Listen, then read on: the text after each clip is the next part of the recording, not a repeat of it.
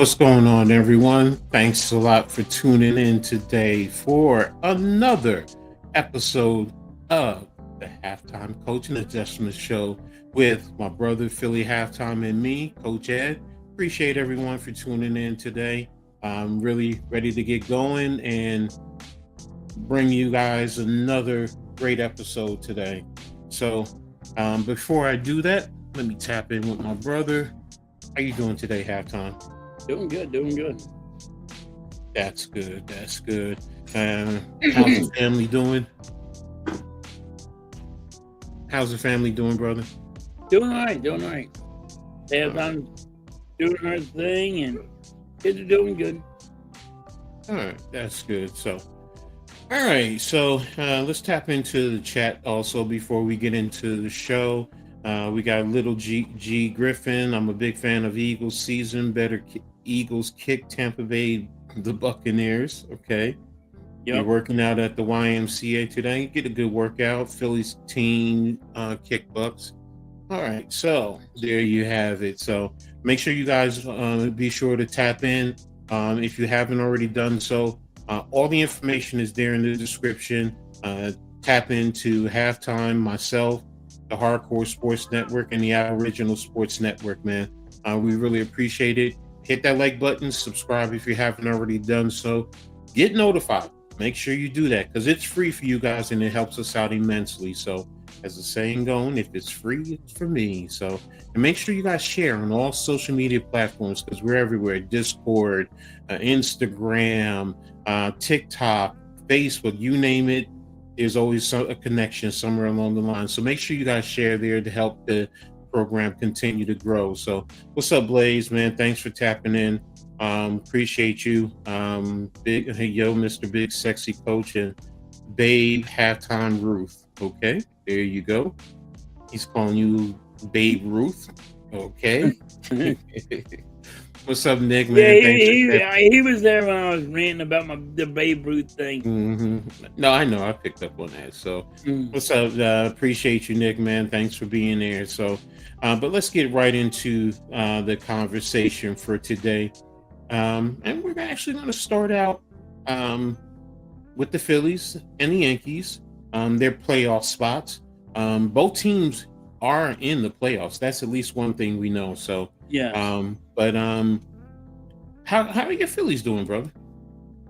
They're winning some games. I just don't know where they're going to end up. Are they going to have the best record in baseball? Are they not going to have the best record in baseball? Mm-hmm. It's going to be a close one. But they're both in the Yankees and the Phillies are both in the playoffs. So exactly. I still think the Phillies are only one and done. And when you lose your best pitcher in baseball, that hurts you. And I'm a big fan of the Phillies. But reality is you lose your best pitcher and he would have won the Cy Young, Coach, if he didn't get hurt. He would have got the Cy Young and when that you can't sit there and hands down go up. We're gonna push through and we're gonna do it without you. It don't work like that. They get paid millions of dollars to play this sport, and he's your Cy Young winner. You're gonna do that. Some fans just don't want to hear that. No, I feel you. I mean, it's kind of like the Yankees, with Cole.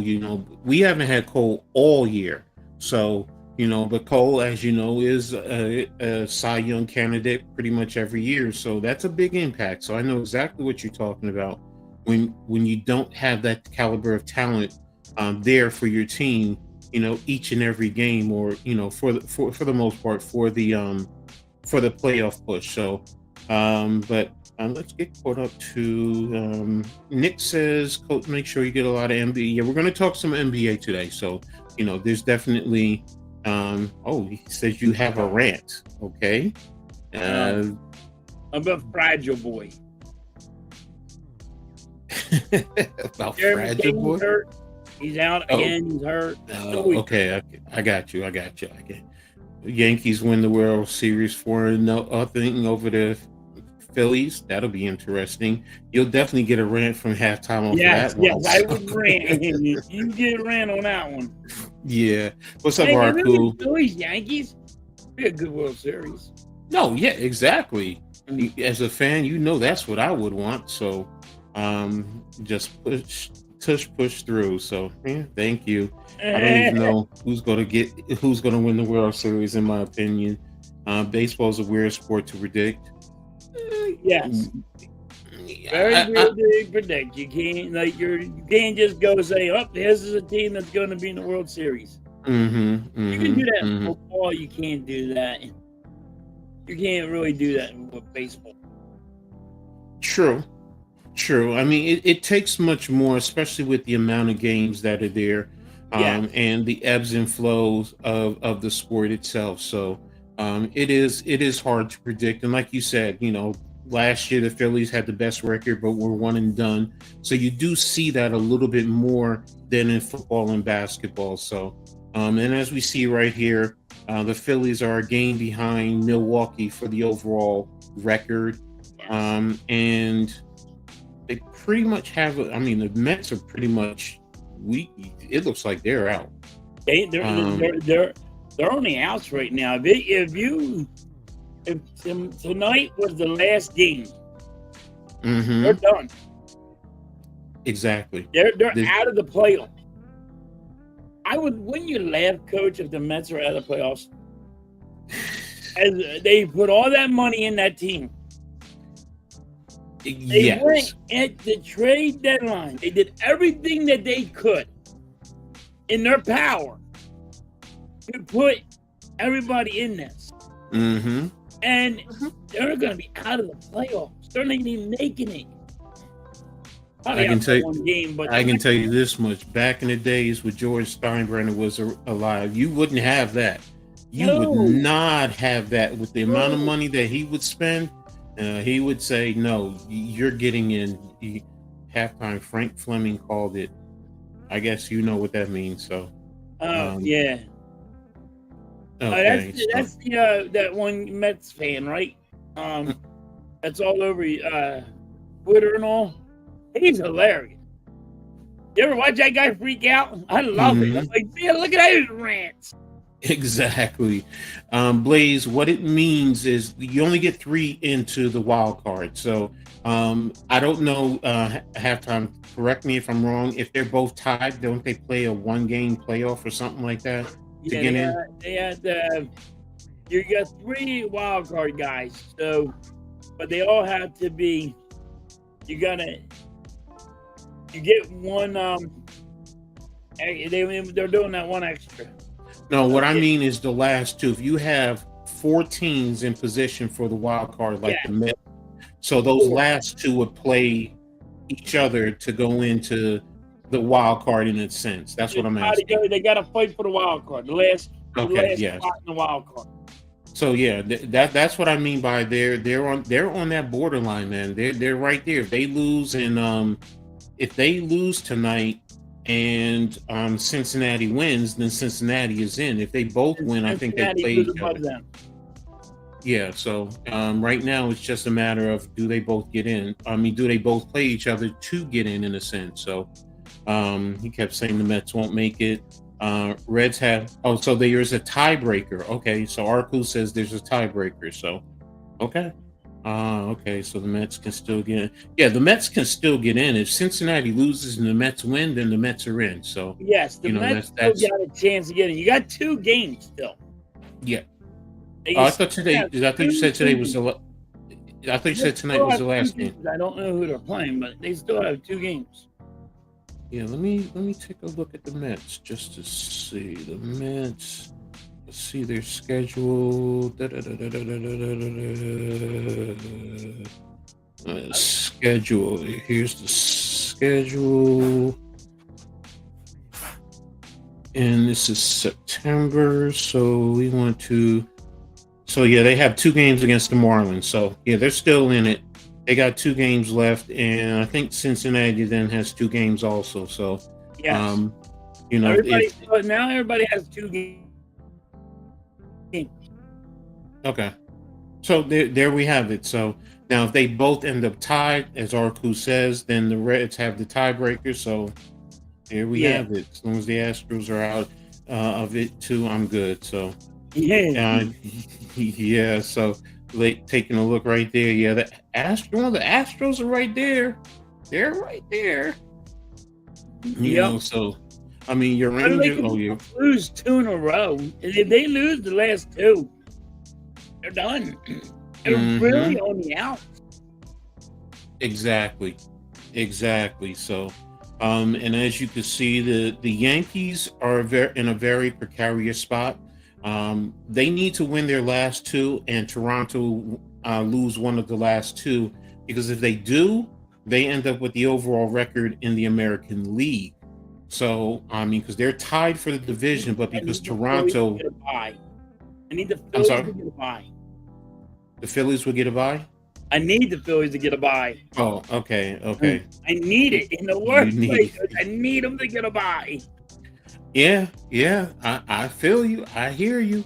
So, we need the Yankees to also, do well and get the last 2 and get a bye also. I mean, because that would be a big thing. So, I mean, hey, but hey, the Yankees are still there. I know I was ranting earlier this year about the Yankees, because they were frustrating me, but the expectations are high. So, there you have it. So, but it's pretty close. It's deep. Yeah, but you can't like right now. Like people are Mhm. like, well, pick who you got in the So, playoffs, in the playoffs and all, and like mhm. who's gonna win the World Series. You can't say that right now because if the Mets are not in, that changes a lot. Why do you say that?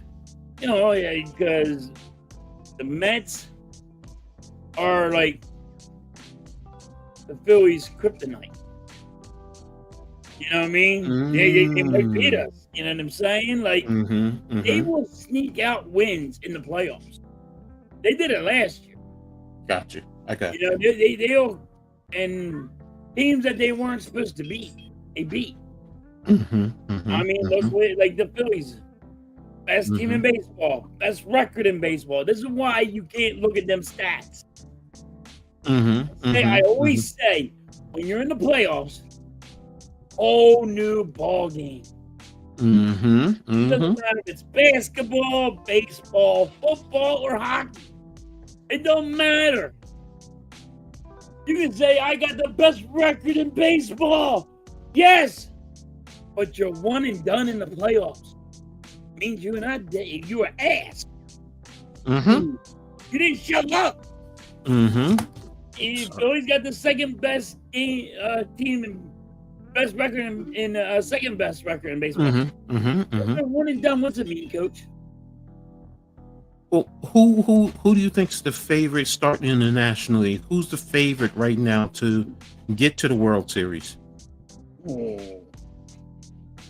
Because right now you look at it, Milwaukee, the Phillies. I think it's going to right now. If you go by it, it's Milwaukee. Okay. Now, am I scared of Milwaukee? I'm more scared about the Dodgers than I'm scared about Milwaukee. But if the Phillies have to play the Mets swept us 3 times in a 3-game thing. They swept us. Yes, we swept them in 4, but they swept us first. So what Phillies am I going to get? The one that got swept by the Mets, or the one that we swept the Mets? Yeah, but don't you think? Didn't show up, or the one that did show up? You know what I mean? What game am I getting? But how? Also, doesn't how the season progress, because teams get better as the season goes along. Mets wants to come on and now says it's the end. What happens, Coach? People get hurt. True. Teams are different. You know what I True. mean? They just get hurt. People get hurt. Like the Phillies, people got hurt. And Wheeler, out for the year. Your best pitcher. The best pitcher for the Phillies. You know what I mean? Trey Turner, just coming back over being hurt. You know? You got this team, you know, so it is just, see what happens. People get hurt. People are getting tired. So, I get what you're saying. I get what you're saying. So, I mean, yes, the players are a big factor. So, you know, so how it goes during the course of the season, you know, I mean, all of that does play into everything. So I get what you're saying. So, but real quick, I'm going to give Mets the link real quick so he can come on and talk a little bit about the Mets and the National League. Mets, I just sent it to you. You know, just come on. We'll talk about that before we move on to the rest of the show. Okay, so listen, if the Mets don't make the playoffs, oh my Lord, that would be huge. I'd be into baseball. And the reason why is all they did, all the money they spent. That, at the trade deadline, the huge moves that they made. I mean, as a Mets, if I was a fan of the Mets, I'd be pissed. I mean, I'd be like, you think I would rant about the Phillies? Shoot. Right now, I'd be ranting about the Phillies. I mean, the Mets. The way, if I was a Mets fan, I'd be ranting my ass off because that is bad. Exactly. So, I mean, it definitely would be tough. I mean, you know, I'd love to hear what Mets has to say about that. If the Mets don't make the playoffs, what his thoughts would be. So, hopefully he'll pop on soon. But I know what you're saying. I mean, because I'm like that right now with the Yankees. I mean, the Yankees have been playing well. Let's see, You've been playing small ball lately too, Coach. Yeah. I mean, look, the Yankees are 9-1 over. You know why you're in? I truly believe it because the small ball has been winning you games. Well, they're still hitting those home runs, man. I mean, know, John. The home, listen, small ball opens up that home run. Yes, it does. Yes, it does. I will agree with you there. You know, listen, you can't always swing for the fence. Sometimes you got to get your dumb ass on goddamn base. Exactly. So, and yes. Yeah, Blaze. Yeah, Blaze. I know what you're trying to do, and I told you. I know what you're trying to get at, Blaze. Yeah. This is not a pause show. We told you that before. Pause around here, damn it. So, well, we know what you mean. Go over that stupid shit. But yeah, playing small fundamental baseball is the key to success. It opens up your whole offense. When you hit and run, when you bunt a player over or hit a player over, well, few teams bunt nowadays, but you know, when you steal bases, when you put runners in motions, I mean, because I've said it before. Yeah, I know you didn't say pause, but we know what you were where you were going for, Blaze. Yeah, so.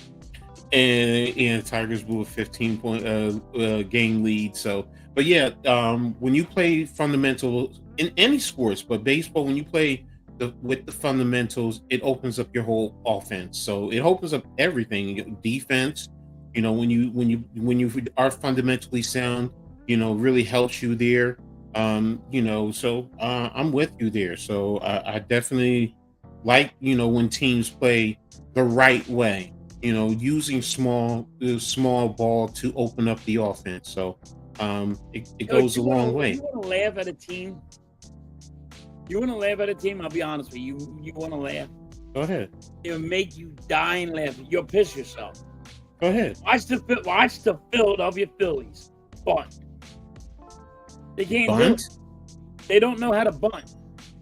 Oh, but I don't think there's a lot of teams in baseball that know They how to get paid bunt anymore. $1 million, but this is halftime. Don't interrupt. But Because I many, can't bunt either. Like, you don't get but paid for these at all. bro, I don't think many teams in baseball can bunt. It's a lost art. It really is. You know, you sit here and you think you work on it. baseball all the way to a different game. Yes. How many times do you see teams honestly bunt today? Not many. And you know who bunts? People that play against the Phillies. Because we can't defend it. We don't know how to do it, man. We just can't. I swear to you. People will bunt on us and they're like, what's that? That ball didn't go far enough. It didn't come to me. I got to go to it. I haven't watched the Phillies all year, so I can't say, who does. I mean, he's saying that teams bunt against the Phillies. They bunt against the Phillies. I mean, to me, that's big. Listen, that gets a guy on base. That changes the rhythm of the game. Yes. And with the rules the way they are, that the pitcher can only throw over to first base a certain amount of times, it's like, hello, that should be in your lineup.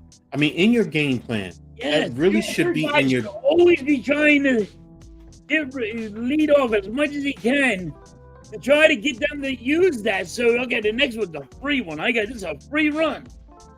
At it, at second, or at third, or whatever. You know why I think teams don't bunt anymore? Because the casual fan is not interested in that. They want to see the home runs. So you think they're like football fans? They want to see a high score. Yes, think about it. Remember, there was a point in time that baseball was in trouble of losing a lot of this generation. And they changed a lot of things. They tinkered with the baseball because they wanted it to fly out of the stadiums a lot more. They brought the fences in a lot closer. I think that the average fan does not want to see bunting because because the average fan doesn't understand, that technically a bunt is a sacrifice, and a sacrifice doesn't hurt your average, because, especially when you move someone over. So they don't get that. So it's confusing to them. And again, it's boring. I get it. But if you're really invested in the game, you understand the strategy, because it's like chess, but see, that's the thing. You have time. How many people want to go out to the park and watch a chess match? Honestly, they don't. Unless and that's the thing. You take it. I guess because I'm a baseball fan. I guess. Yes. That's not boring to me. That's good. But that's how we grew up. The average kids almost had a no-hitter going on. These analysts are going, oh, he's about to throw no. He's about to throw an inner. It's like, no hitter's coming apart. No, like, shut the fuck up. Blaze, I get you in terms of the casual fan, but to a purist, it's not. Even the tush push, it's not. As a big former defensive lineman, to me, that's not boring.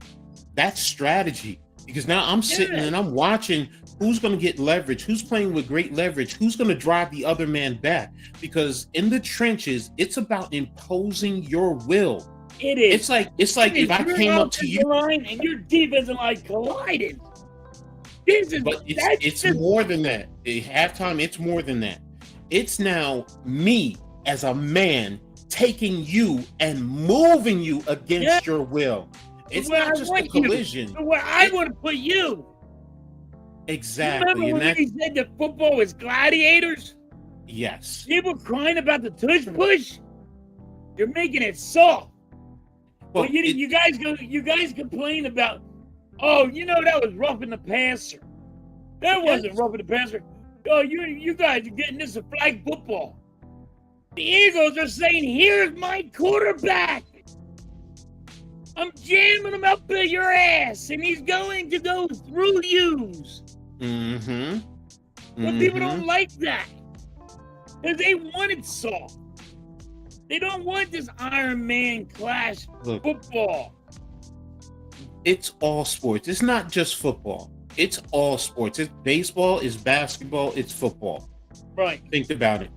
Back in the days, in the 90s, guys come in late 80s, guys coming down the lane, you'd get a forearm right in your chest. You didn't Yeah. have an easy way to come in, easy release coming through. Football, like you said, all isn't basketball. Shaquille O'Neal play in this day and age the way how rough he used to play? Mm-hmm. Mm-hmm. I mean, because he used to play it rough. I'm just going to use him for example because he does play rough. Do you think he could play the way he used to play without always fouling out? No, I mean, LT said it best a little while ago. I think he said it last year. He said the way the game is played today, I could not play. I couldn't, because it's too soft. I mean, the level of physicality has been taken out. Now, part of that, I'm going to be honest with you, is the lawsuits. Let's be honest. If it wasn't for those concussion lawsuits, things would still be the same for the most part. You get fined so much, though. Yes. Exactly. So, remember that, coach. Yeah, I know. I remember in tears. This is my coach, bro. But the thing is, the way sports are played. Yeah, Shaq could definitely play nowadays, but he's probably foul out. Yes. Yeah, that's the problem, man. That's what I'm getting at, please. What's up, Lou? Thanks for tapping in, man. Sports in the building. Sports today, in general, whether it's baseball, basketball, football, the tinkering of the rules, and I get it. It's changed from the early 1919s. I get it. Rules have changed throughout most of sports. Baseball is a little bit different, but when you've taken out the small ball aspect, because it's boring, because you didn't want to lose a generation of kids because you're thinking, and I understand why they're thinking like that, because that's business, man. Because if you lose those kids, then you're going to lose your sport. With football and basketball, what do kids want to see? 3-pointers and dunks in basketball. And football, they want to see the long passes. Like nowadays, some of these hits, and I'm saying to myself, and I instantly look, I'm like, oh, he hit him too hard, and where's the flag? That's what I'm thinking. I'm not thinking, that's a good hit. I'm thinking he hit him too hard. Yeah, football is a brutal sport. Where's the flag at? Because he hit him too hard, because we know the flag's coming. They didn't get excited about that hit, even though that was a great hit. You know the flag's coming, so you can't play that, man, because, dude, that was a great play, but you know the flag's coming. Yep. Be safe, Lou. Definitely be safe, man, on your flight, sir. So we're you can always, if we're not here when you get back, you can always tap in for the replay. So appreciate your support, man. But yeah, it's different today than when we grew up. But that's also why we are passionate about the sport, right? As older sports fans, because we saw a different sport, and like you said, we look at it and we're like, man, this is soft. This is But I mean, people, if they're gonna cry about the tush, then you don't cry about if a quarterback gets hit too hard or not. Oh, that shouldn't have been a penalty. Because, you're making this flag football. Because the tush push is Iron Man football. So what it is, it's bringing my offensive line colliding with your offensive line and moving you back. I just moved a 350-pound man off what he wanted to do. Treated him like a little girl. You know what I mean? Like, he just pushed him right up there. He said, look, I'm moving you 2 yards because that's where I need you to be. Backwards. You want to know what? I will say this, because this is how one of the hard lessons I learned when I first played football, organized football in college. We had a drill where, as defensive linemen, we had to get down on all fours, basically, and you had to get low. And you, on the whistle, because you were shoulder to shoulder, on the whistle, you had to attack each other and try and get underneath that guy, lift him up, and drive him back. Right. I remember the guy when that's what you're doing, though, coach. But here's the thing. This is why I'm saying this. The guy I went up against was a senior. Now, then I was 285 pounds, and Mitchell was maybe 200, if that, maybe 190. He played defensive end, but he was there 4 years at school. And, I never played high school ball, never played Pop Warner, nothing. So this is my first time going in. So, and I'm saying to myself, man, why he put me up against this little guy? So I'm thinking, because I'm a big guy, I'm just going to bully him, right? Do you know, on the snap, on the whistle, I ended up looking at the sky, and Mitchell's face mask is right up over the top of me, and he's screaming in my face. Now, mind you, Coach pulled me to the side. He said, "Do you know what you did wrong?" And I said, "No." I'm like, "Coach, I thought I would just be able to push him." He said, "No." He said, "That's where you got to learn leverage. And that's a hard lesson. Just because you're bigger than someone does not mean this smaller guy cannot impose." And that's why I learned the word, impose his will against you. And that's exactly what he did. And I think that if the average casual fan would play football, get down in those trenches, you would see the difference, and you would understand how tough it is, and the intricate little aspects of playing whatever sports. Because Mike said it he said in baseball, today it's about launch angles and exit velocity. I didn't hear about that when I was a kid. I'm not gonna lie to you. I didn't. That's analytics shit. Exactly. So, and that's where I think in any sport, some fan, because everyone is all into the analytics and, fantasy sports and all this and that, and player stats and all this and that, and fantasy sports, and you're into all that.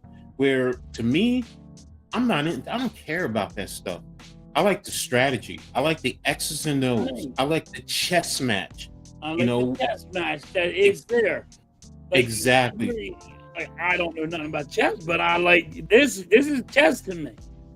But that's the point, and that it forces you to also not include just your physical element of sports, but the intellectual aspect. Because now you have to say to yourself, which is why I love coaching. All right, now if I do this play, this is going to help me set up this play, and this place, and this play. Exactly. So during this series, sometimes my mind is 3 plays ahead. All right, they did this, so this is coming up, this is coming up, this should come up, this should come up. With the average fan, you're just watching and you're taking it play by play, and I get it. I get it as an average fan, but as a mental person, nah, I want to see more. See, that's the thing. Like, people are not realizing when in any sport, the people are setting up that maybe that long pass, you know what I mean, for a touchdown, or maybe that long pass in basketball for an easy layup. And people are actually, this is actually being set up by a coach this way. I am wearing them down to a certain point to put it in this way. But damn, people would just want to get rid of shit just to get rid of it. What are you going to do? Get rid of blocking field goals too because the Eagles are so good at it? You know what I mean? The Eagles did it twice. Damn it, we're gonna cry about it. Mike, you make a great point, because I remember what's his name, who was with the Cubs and then went to the Braves. What's his name? The pitcher. What's his name? Halftime, that Hall of Fame pitcher with the Braves.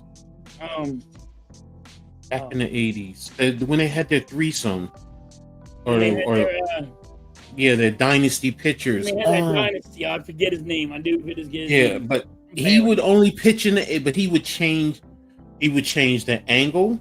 Not the angle. He would change the direction, where the ball, inside, outside, up, down. Right. He was only throwing around the 80s, maybe low 90s. He would work. Like, I know people don't really pay attention to that little box, but he would work angle of that at home base. He would work that angle. Like, here it is.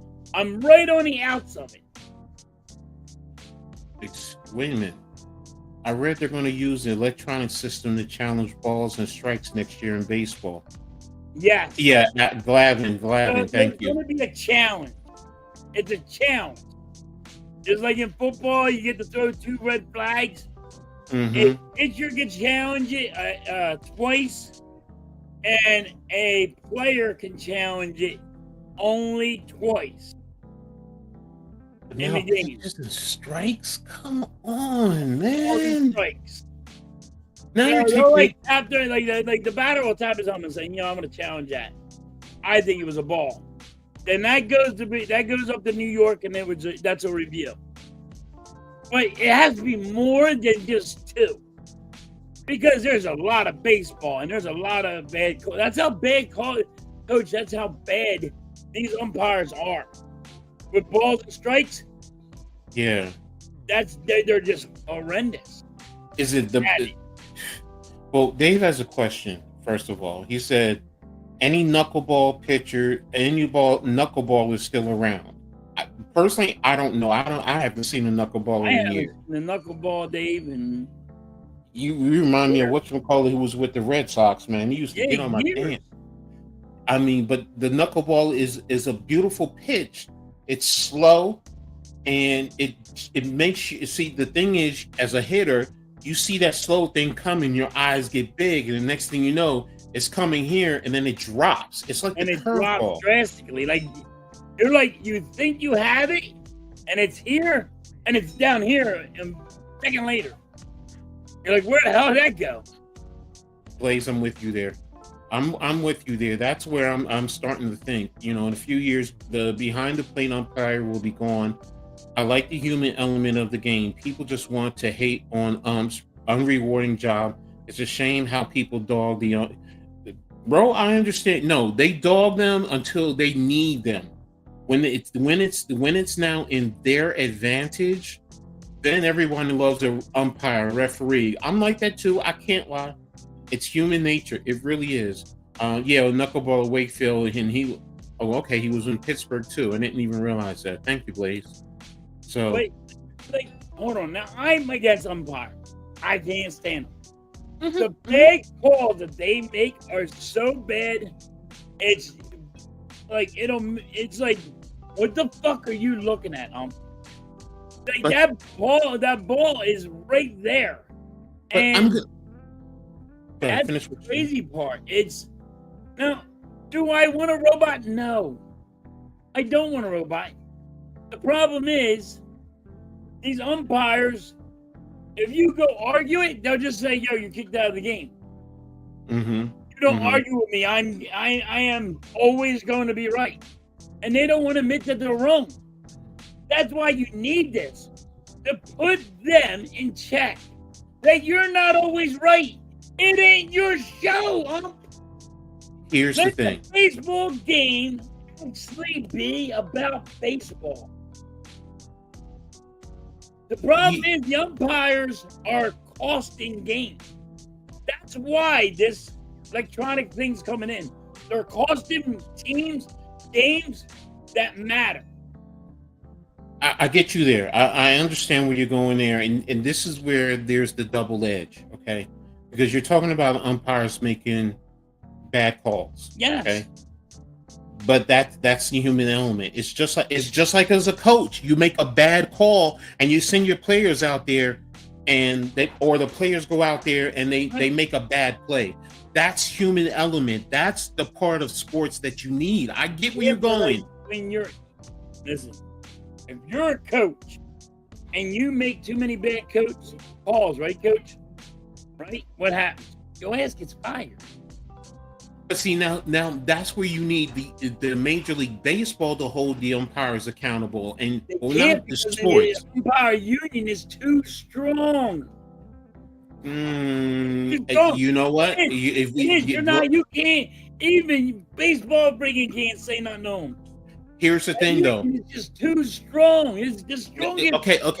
Publicly, umpire union is the strongest union in the whole friggin' out there. That's the strongest union. You want a union? That's the strongest union. Wait a minute. See, now we're talking about union versus your performance. I'm not talking about the union. But what I'm saying, What I'm saying is, if you are grading these umpires and you're documenting bad call, bad call, bad call, I'm sorry, there's not a damn union. Don't tell me Major League Baseball has the best. If I pull out film and I pull out documentation that shows your man is trash, he don't need to be They here. just don't get into that's what happens. And then when you have that, coach, like this guy's trash. Like that list, this guy's trash. You know what his recovery is? He don't go into the play. He will not be umpiring in the playoffs. That's all he gets. That's Why not demote him? Why not demote them and send them down to the minor leagues? See, I get you where you don't want to fire them. I get where this going. Okay, fine. Then I'm gonna demote you. And you need to work to improve your game and show that you need to be back in the major league. Yeah. Because the playoffs don't mean Jack Daniels for that many umpires, because there's not enough umpires needed to go into the playoffs like that. Right. And they need that time to watch the game. I mean, look, ladies and gentlemen, don't think I'm hating on unions, because I was a union steward. I support the unions 1,000,000,000%. I get it. But I also was a union steward who understood the facts. And if you presented facts to me, it was hard as a union steward for me to argue against it. And that's what I'm getting at. So when people say that it's the strongest union, well, that's because Major League Baseball is making it that way. Now, if you're grading these umpires like the NFL and like the NBA does, they do. Now, I'm not saying put it out there and baseball grades them. But the only repercussion they get is, you don't get to umpire in the playoffs. Because the umpires do make more money if they're umpiring in the playoffs. The umpires that get to the World Series, they make more money. Yeah, Blaze, I mean, if they do, then fine.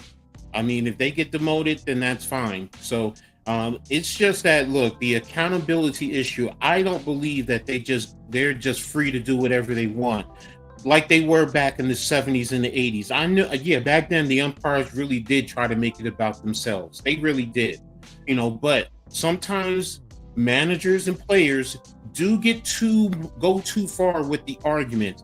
It's just like in the NBA. We complain about players arguing with the referees. Just shut up and get back in the game.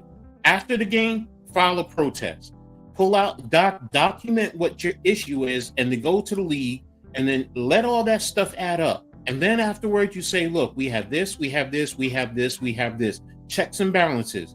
After that, get him out of here, because you're hurting the product. Because now us as fans, we're going to get turned off by it. We're sitting here debating whether, the viability or the need of the umpires. And now you're talking about bringing in electronic equipment. I don't want to see them. It's only because they're costing games that matter. It doesn't matter about the whole season. It matters about the games that matter that gets a team snuck into the playoffs. Or if you're in the playoffs, then here you are. You cost us a chance to get to the World Series of the bad calls. But for a team, let's put the Mets and say like the Mets don't make it to the thing, and there was a bad call. And the bases are loaded, and they need this home run, or they need this. All they need is an RBI, and he gets struck out. And it's a ball, but it's really it was a ball, but the umpire calls it strike 3, game over. And now here the Mets are done because of a bad call. You know what I mean? But that's the thing. They're costing too many teams games to get into the playoffs. I don't think they cost too many. It's just that you think about. See, the thing is, what happens in all sports. This is all sports, because we do it in football. We do it in basketball. You do it in basketball. You do it in football. You do it in hockey. Yes. See, when you say I'm being very literal now. When you say they're costing too many games, If you're telling me out of 160 games that one game is the cost, is that too many? What's that? If you're telling me out of 160 games, they cost them one game per team, that's too many? No. So that's why I'm saying when If people, but it's more than that, though, Coach. okay, how many More games? than that. How many games It's per not just team? one game that they fuck up on. No, that's what I'm saying. Yeah. How But many it's more than that. teams? It's more than that. It's all teams. They whatever games they play. There's a lot of games. I mean, I don't have the numbers, but I mean, a lot of the freaking umpires are costing games. Games that this other team should have won. I got to research this. I'm going to research this. This is, you want to know about analytics? This would be a huge analytics thing. The percentage. You would go down a rabbit hole on this. This is the one that people will hide. Yeah, I'm seeing. I now this has me intrigued. This really has me intrigued. It's more than one game that an umpire fucked up on that cost a game per team. There's more than one game. It's more like maybe 40 games, maybe 30 games. But that matters. If I lose 30 games because the umpire fucks up, I'm at the playoffs.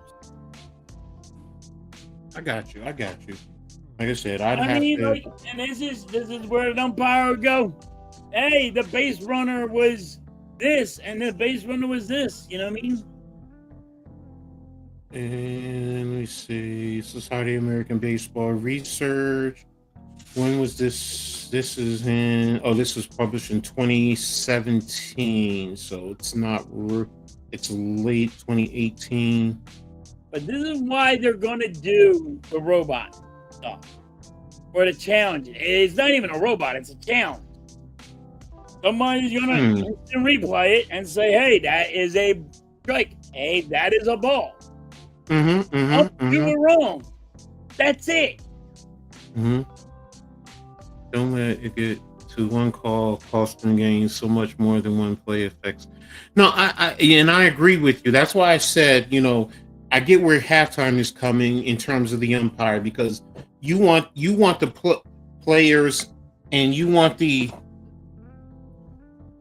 players and you want the managers, coaches to be the ones that impact the game. And I get it. I get it, where you don't want to see the you don't want the referee, the umpire, you don't want them to be the cause and effect of the team losing the game. The cause of a win. It doesn't matter if it's football, basketball, hockey. You don't want them to be the cause of a different team winning. And this is what it's going to be. That's also the human element. That's why, to me, I get it, but that's the human element. There's so much failure of the human element as the umpires. But are we putting more on the umpires, the officials, as opposed to the players and the coaches? Because how many are actually painting the box? And that's all league. This is the whole thing. It ain't just about the Phillies. It's around. No. I get where you're going into. I'm not talking about. He is painting artwork. He is painting the box at 103 miles an hour, and this guy goes ball when it's a beautiful strike. It is artwork at its best. That's what it is. It's artwork. But now you're justifying the reason for having a robotic umpire. What you're saying right now is you're justifying the reason for having a robotic umpire, and to me, you can't because I'm not saying that, but the challenge is where you say, "Hey, you're wrong, ump. I'm just going to challenge you." Just like in football, when you think the referee is wrong, you throw out the red flag. No, I get In it, but basketball, you challenge it if you think the refs are wrong. yes, you can challenge it, and I get what you're saying. But what I'm saying is, like to what Blaze was saying, in a few years, you're going to have a robotic umpire as But then opposed you're to not some. gonna no, but that's not it because you didn't have a. You're not gonna have a robotic in football. You're not gonna have a robotic friggin' in basketball, and you're not having it in friggin' hockey. But you're saying your argument is about the pitcher getting the pitch Doing the artwork. pinch. Now, how many pitches? Now we see pitchers throw 100 pitches in a game. Yes. Just one pitcher. So now you're talking about 100 pitches. So of those, let's just say they get. They should have 2 challenges. I'm not per talking about play. the challenges. I'm not talking about. See, that's the thing. I'm not talking about the challenges. That's why I said robotic umpires. That's what Blaze just said. He said behind the plate, we're going to end up with robotic umpires. I think you're going to have robotic umpires. I think you're just going to have a challenge. We're not talking about challenges. Take the challenge out of the equation. Let's not even talk about that. I agree. The challenge is different. That's why I'm saying, like Blaze was saying, he was talking about the robotic umpire. That's my concern, not the challenge. Well, I'm cool with challenge. The robotic umpire is not going to happen. You're not going to have that. There's no way. The umpire union is too big. You're not going to have it. I hope you're right about Baseball, we got sued so bad that they will crumble. Okay? Because the umpire union is so big, they will sue Major League Baseball, and Major League Baseball will never be able to come up with that much money. Yeah, I hope you're right, bro. There won't be, that's saying robotic. It's not going to go robotic. You're going to always still have umpires. You're going to have more challenges. And I'm not saying there's going to be robots. I'm just saying challenges. Yeah, the challenge, I get with the challenge. I get it. That part is it's like football. Like we're accustomed to that. So that part I'm with. Right. It's not robotic. We're not going robotic. Yeah, and that was my whole point. No, that'll never happen. The computer play. No, I get where you're going, Blaze. You know, and that was my only thing to me. The ref and the umpires are those to help regulate the game. Yes, they are. They are. Look, I've been a football referee. I've done it a couple of times. Blaze, you want a robotic girlfriend? And Nick, sorry.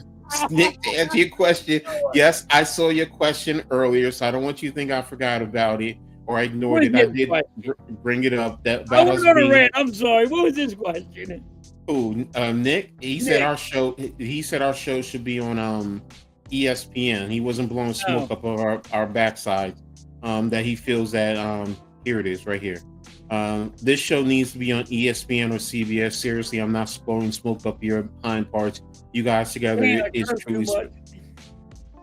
So yeah, no, we appreciate you guys. So this is why we do this show. We love it, and we're giving you our perspective. So and you guys are a part of this too. So you guys are contributing. This is a great discussion. Think about this. We normally don't talk almost an hour on baseball. Yeah, we're sitting here for almost an hour talking about baseball, so that's great. So I love baseball, though. I mean, yeah, I know. It's just great. Umpires, ball strikes, call accurate. It's estimated around 94% of the 2000 error rate. See, that's where I was going. Where if you have a 6% error rate, it's kind of hard to get it out of baseball, or any sports. I mean, as much as I argue or complain about referees in football, do you know how many times that they're actually right? And then we go to slow-mo, and we're like, oh, they were right. They were right. These guys are really good. Now, Blaze, you made it good. Those umpires got to get the credit for it because how fast it is in time. Yeah. But when they're like, if you're going to cost the game, you're going to cost the game. It's a problem. Blaze, yo, Blaze. That's a good one. A robotic girlfriend won't cheat on you and do whatever you want. Just saying. More blood, more running now. Why am I taking that far, please? All right. I'm sorry. I'm sorry. That's a Oh good my one. lord. That's a good one. That's a good one. So Please got some of these guys thinking in the freaking chat now. yeah, this is all over. You can disagree, but we have fun. Yeah, well, exactly. So what's up? This is halftime. Yeah, yeah, you're talking Appreciate about you. bodyguards in here. Yes. Yeah, yo. But yo, I mean, this was a great debate, and Yes, I it loved is a it. great debate. It's So fun too. exactly. So thank you, and you see our passion. So for baseball, for sports in general. So, but we're gonna move on, and we're gonna talk about basketball. There you go. It was posed about you know training camp just started. We've gone through the media access and all that, but now training camp has started. Um, and my question is, how confident in your team's success, seasonal success? Now, I know you said you had a rant, so um, you Wow. got it, bro. Go ahead. Go ahead with it. How come the Sixers can't be healthy from Jump Street? You don't know how many games Embiid's gonna play. You don't know about Paul George. Now, Darren McCain is injured, and he apparently really messed up his ligaments in his thumb and his palm to his hand. So he needs surgery on that. Like, people keep on saying that our team's gonna be fine. Our team's gonna be fine if we can stay healthy. The problem is, it's if. People keep on throwing that word out. If. Problem is, we never can stay healthy. You never can stay healthy. One time, can we just be healthy? It ain't like you're really doing that much in practice. But no, we can't. That's what's wrong with the Sixers. They just never can stay healthy. There's always something going down. Always. This team, it aggravates so much how bad they can't stay healthy. I just don't understand. Like, I get it. Shit happens. People get hurt. I get it. But people gotta stop saying we're gonna be a playoff team and we're gonna do this and we're gonna do that and we're gonna win a chip. We can't even stay healthy. And you're like, oh, if we can stay healthy, we're gonna win a chip. They don't even know when Embiid's gonna play. They have already just discussed they don't know when the man is going to play. You don't know if Paul George is going to want to do his freaking podcast or play a game. Now you got Kyle Lowry. He wants to be a freaking sports announcer. I'm going to play basketball, but I'm going to also do sports announcing. I got to look for another development to find out what I'm going to do for a job when I retire. You shouldn't be on this team then if you want to do that. That's the problem with this team. They're looking for Now you got Kyle Lowry. He don't even want to be here. He wants to go do something else. This team is just... It boggles my mind how people can say you're a playoff team when this team is in their mind is not set to be a playoff team. I'm done my rant. I'm done. I'm done. Okay, not a problem, man. It just boggles my mind. No, I get you. I understand where you're going and the thoughts there about the Sixers. The health is a viable concern with all teams. And that, you can make that argument for all your teams. It doesn't matter. I mean, which and people are going to hate me for saying this, but which is why that LeBron James is such a marvel. Because of what he's done throughout the years and, the way he takes care of his body. You can hate on him all you want, but how many seasons has he missed in comparison to a guy like Kevin Durant? How many seasons in Kyrie Irving? You can go down the list with guys in the NBA who's missed time because of injuries. Right. So, I get where you're. I'm sorry? More healthier than a lot of people. Exactly. So, Arku says he's always confident about his Thunder. So, Knicks and Sixers, Eastern Conference Finals, if healthy. So, there you go. I'm not healthy. So, I don't know if I'm going to be streaming any games today. So, after this, I might just want to sit back and just watch games as a fan. So, we'll see, Dave. I'm not sure. So, this woman called me negative Nancy. Yeah, she called you negative Nancy. So, you tell Mrs. Halftime why I think your team won't be healthy. Blaze, I will say this, man. When you're starting out already, dude, they don't know when the beat's gonna play. That's they literally said they don't know when he's gonna play. Yeah. So, but injuries are a part of the game also. That's where your management comes into play in your roster construction. Do you get enough guys to come in and hold the fort until your superstars get back? I mean, to be honest, that's the truth. It is the mentality. Doesn't mean the same what happened this year. No, and you're right. Is healthy. He's saying they're all healthy. I don't know. You guys know more about the Sixers. Listen, there was just a report that they don't know when Embiid's going to play and how many he's going to play. But I know. I'm not good with my so. All right, Blaze, you suckered me. I'm going to do it. I know I shouldn't, but I'm going to do it. Now you got going down the rabbit hole. Check your hold a minute. This thing didn't work right. All right. Check your DM on Instagram. Blaze. Come on up. Come on, let's talk about your Sixers now. I'm done with your rant halftime. Don't worry, I can get you going. Yeah. I don't have a problem with the Thunder. So this team is a culture for a reason. Hey, listen. I will say this, Arku. I will say this. Your team, you're right. It's a cult. It's the building culture.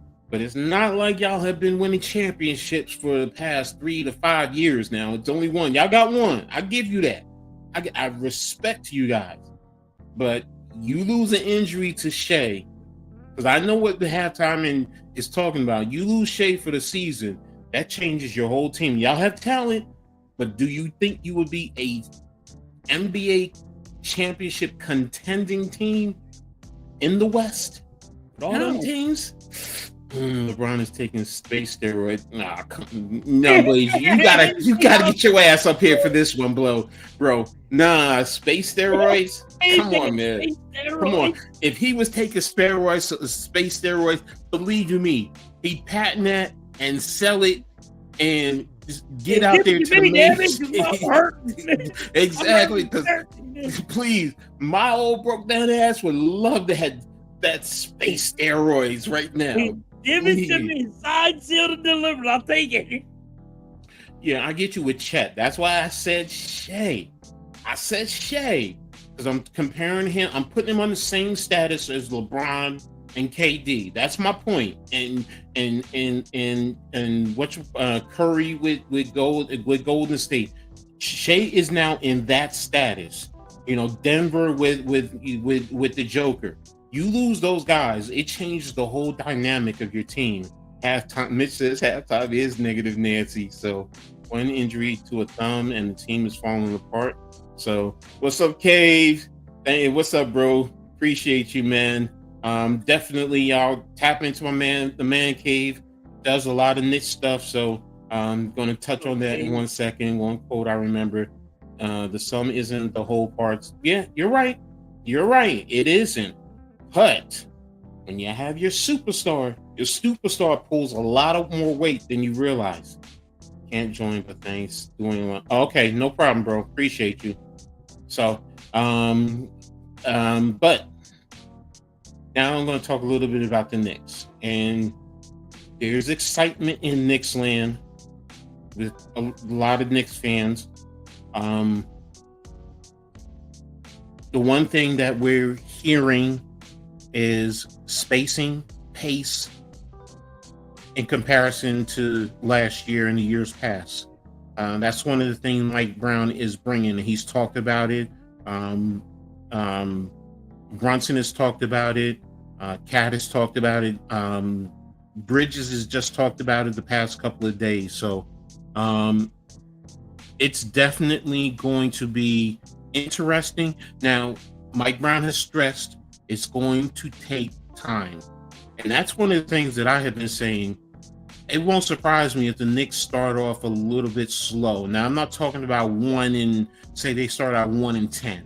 That's not what I'm talking about. But if you're talking about, let's just say out of 10 games, let's just say they're 6-4, it's not the end of the world.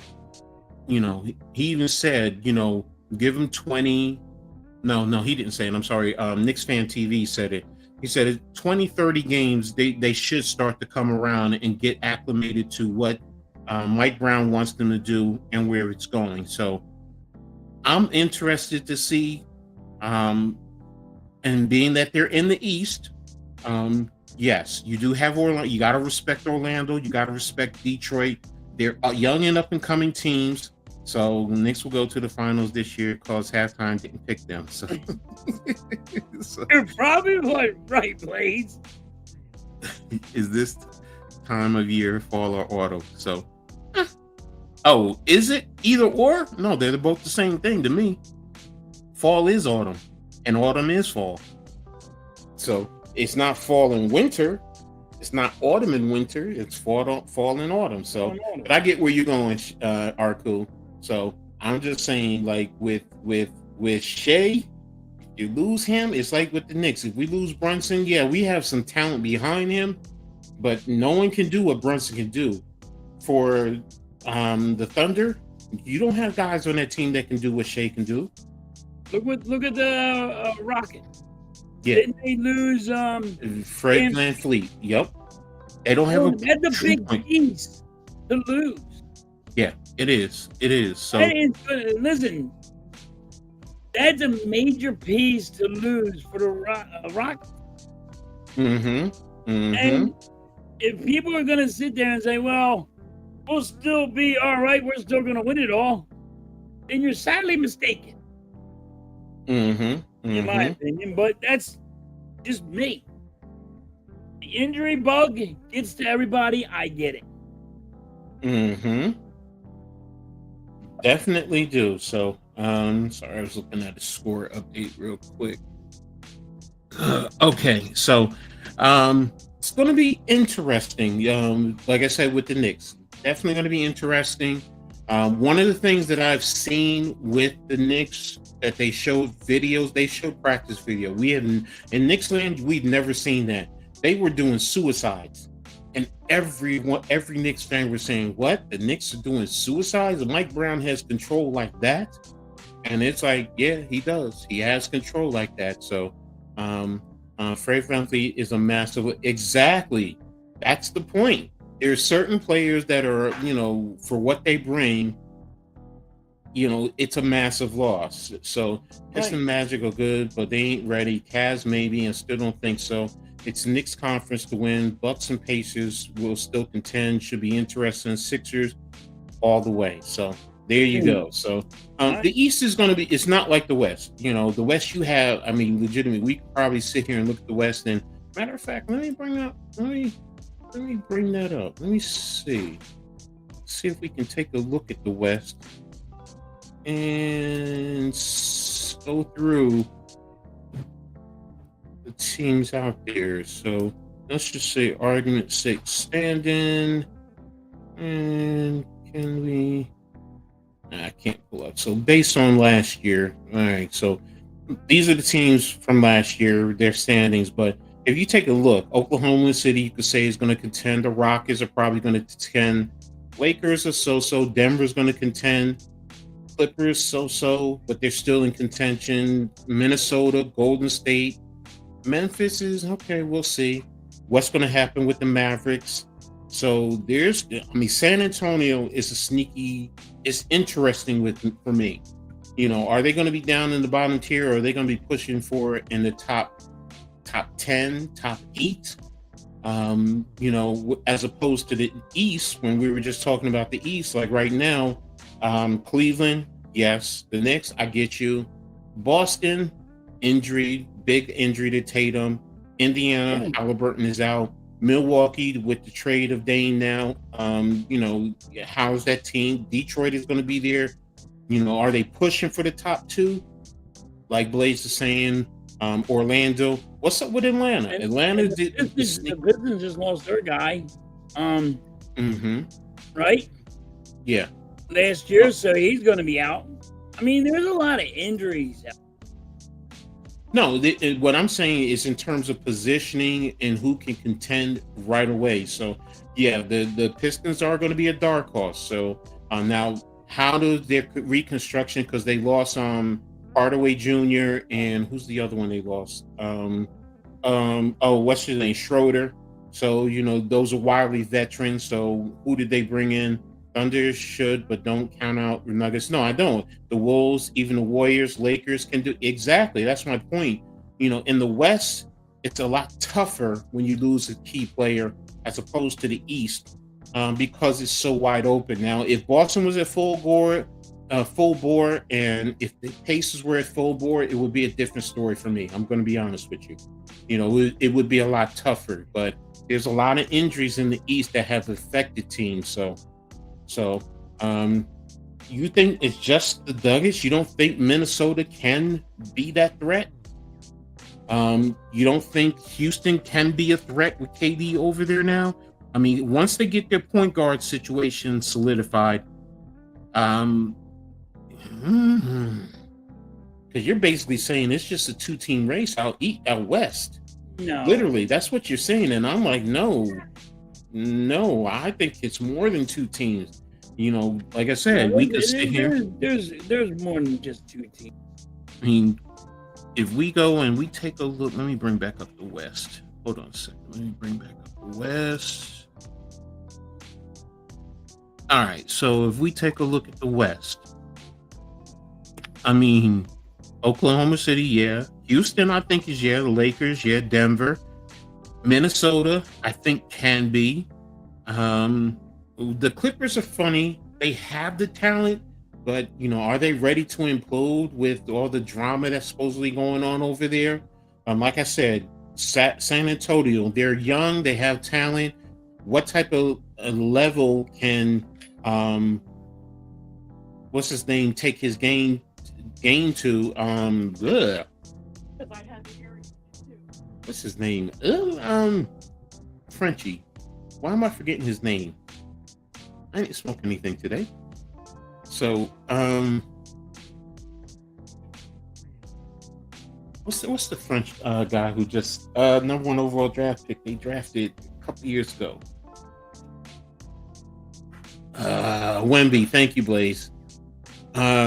So I think they could make they could really push some teams. Are they ready to say fight for a championship? No, but it wouldn't surprise me if they were 5 out West. It wouldn't. So won't get they. Like I said, Arku, they have the talent. They have the coaching.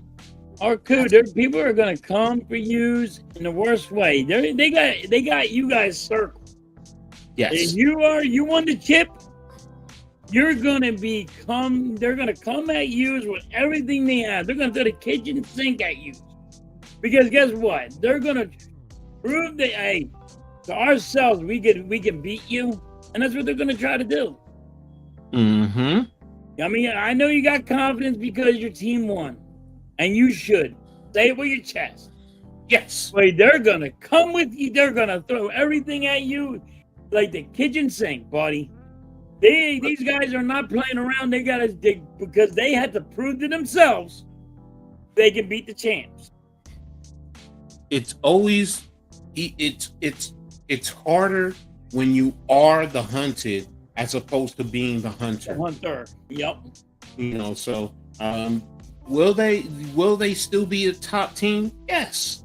Will it surprise me if they make it back to the finals? No, it's not going to surprise me. In a sense, I can accept it being expected, but teams are going to come a lot harder for you now because you're the champs. That's the whole point. You are the champs. It's like in football. Everybody is circling around the Eagles to try to knock us off the block because we won the Super Bowl. So everybody is saying, "Hey, we got to go in Philly, or the Philly's going to come here to beat us, and we got to beat them." So let's see. Prestige says his press conference. We got to continue to get better. Yes, of course, that's standard. The time to turn the page and have the same mindset. Yes, the harder you come, the better. Some say yes. So, but there you have it. The NBA is here, so we're ready for it. I know Mitch is so excited. So, he's already talking about doing preseason games. So, but we're going to go ahead and we're going to move on to a little bit of the NFL. And I'm going to start with the Eagles. All right. Last weekend, the field goal blocking score. First of all, at halftime, how big of a win was that for the Eagles in beating the Rams last week? That was a huge win, Coach. Mm-hmm. First of all, the Rams are good. Not taking nothing from the Rams. They were handing us our ass. We were losing. Second half, we came back, and we're down by. We get up. And we're only down. We're only up by like 1, I believe. And they have a chip shot field goal. Now, you might see one blocked field goal in one game. I don't remember 2 blocked field goals in one game. So, I mean, this was a huge win. They said, you know what? Special teams is going to win this game. This is how you know you're a full team. When are you, all right, if your offense can't do it and your defense can't do it, and it comes down to special teams, normally you just hawk it up and you give in. No, the Eagles said no. We're a full team here. It ain't just offense. It's just not defense. What about us, special teamers? And we're going to block 1 field goal. No, you know what? We got to block another one. We're going to block it and run it in for a touchdown. That's a full team. That's a full team game right there. And that's how I looked at that game. And it was huge. It made us different than other teams. Because we got a full team. Do you think that helped, in a sense, wake the team up, or do you just think that I'm hoping, because we really did not show up in the first half of that game. We looked really bad. We only wanted to run the ball, not throw it at all. I mean, we looked bad. Blaze says the Eagles are the luckiest team in the NFL. They could easily be 0-3 with a few plays going the other way. Just saying, they ain't destroying anyone, but a win is a win. So is that a fair statement? No. Are there plays that could have easily gone? They do what they have to do to win the game. So that's how you should. If you're a champion, that's what you got to do. Whatever you got to do to win the game. If it's your offense that wins you the game, if it's a defense and friggin' there's an interception that wins you the game. If you have special teams that wins you the game. Well, special teams are important, to all phases of football. Most the average fan, they don't care about special teams, but really, if you're on a football team, if you're in that organization, you know how important special teams are. It's 1/3 of your game. It really is. Because we always say in as a coach, with every offense, we should always end with a kick. Whether it's a punt, a field goal, or an extra point kick, we should be kicking. We don't want to get turnovers, and you don't want TOD, turnover on downs. You don't want those two. Yep. You want to end up with some type of a kick. A punt at least will change the flip the field. Field goal is points spent on the board, and the extra point means you scored a touchdown, so that's just the extra point you're adding on to the touchdown. So, that's the same. So that's why it's important. Don't forget your kickoff, and then the return game. The return game changes the whole dynamic, and then just like you said, the blocks. Field goal and punt blocks. It energizes the team. Yeah, I can tell you from experience. And if you get multiple in the game, come on. If you're on the other side, you're frustrated. You start to get a little demoralized. You're starting to say, "What the hell is going on?" And I didn't tell you earlier. Beat this team. Exactly. That's the whole point. Because you're saying, and here's the thing. Let me be honest with you. There are some teams that put more emphasis on specials than other teams. Yes. So they just take it as a casual type of a thing because it's there, and they just figure we're going to get through it, as opposed to, what, let's scheme up. Let's see if we can do certain things.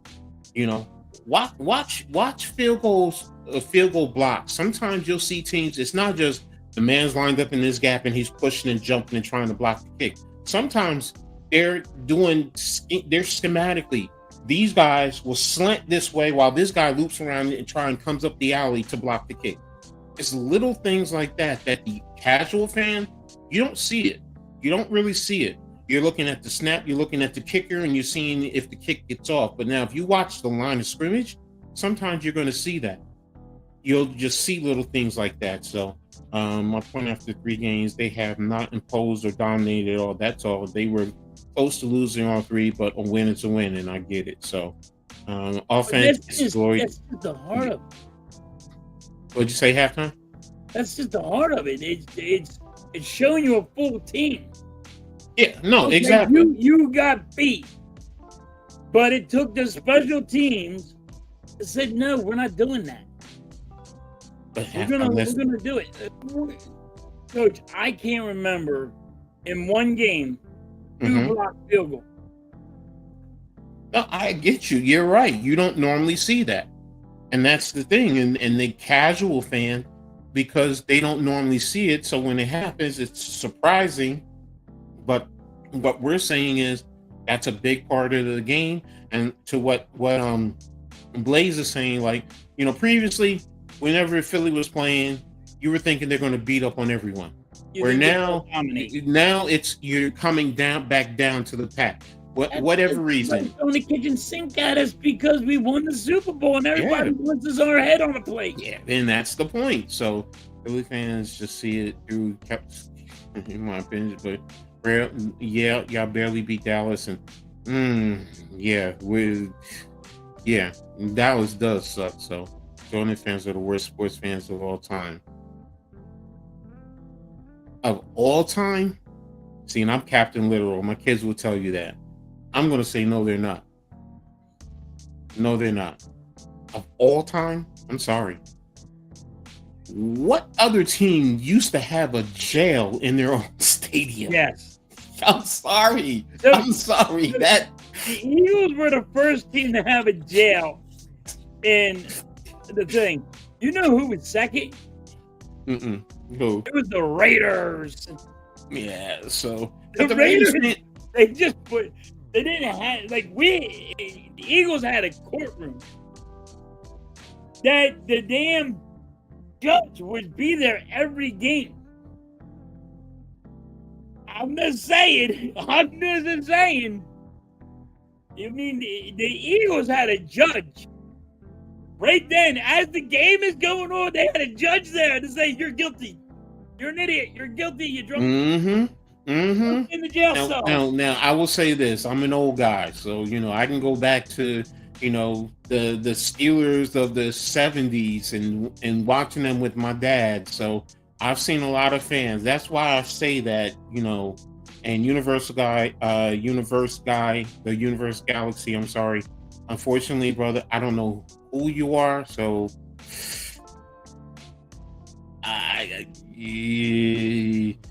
I'm going to check out your channel maybe at another time. Once I'm comfortable.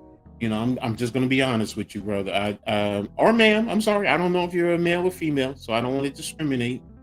I'm going to do my research on you, and in the future, we can probably have open discussions when we do open it up in the future. As long as Halftime will be comfortable in the future, because we'll talk about stuff like that. But I'm going to be honest. And I'm a Knicks fan, so I hate Jordan. So he's ripped my heart out so many times.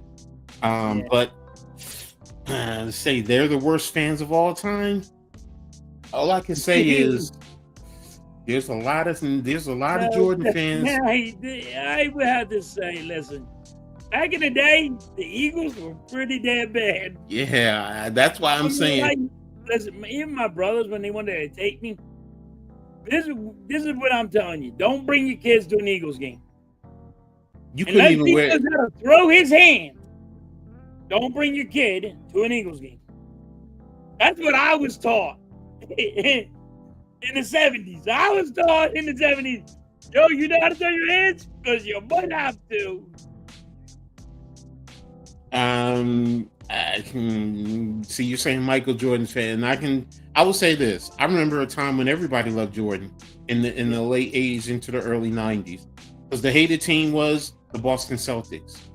See, that's why it's like, I get where you're coming from when you talk about fandoms, and you can prove whatever, you can bring whatever you want and say this is proof.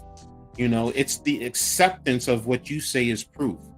And that's why the Boston had the loudest mouth. Mm-hmm. They ran their mouth so much. I would have to go Boston. I remember Boston running their mouth too much. And whoa. Again, see, like I said, I don't know you. You don't know me. You just said you seem to think the way they do, and it seems like you do. So if you're talking about me, I am not a Bulls fan. I am not a Michael Jordan fan. I just told you. I'm a Knicks fan. I'm a diehard Knicks fan. No. But, and I know plenty of Bulls fans. I got Bulls fans in my family. They're not the worst. I got Eagles fans in my family. I've coached dozens of Bulls and Eagles fans, and I'm telling you from my personal experience. That's why I say your proof has to be an acceptance. So it's not a way that I think. I'm just going based on my experience, my life experiences. I'm almost 60 years old, sir, or ma'am. So how can you tell me that I'm thinking like other people? I think for myself.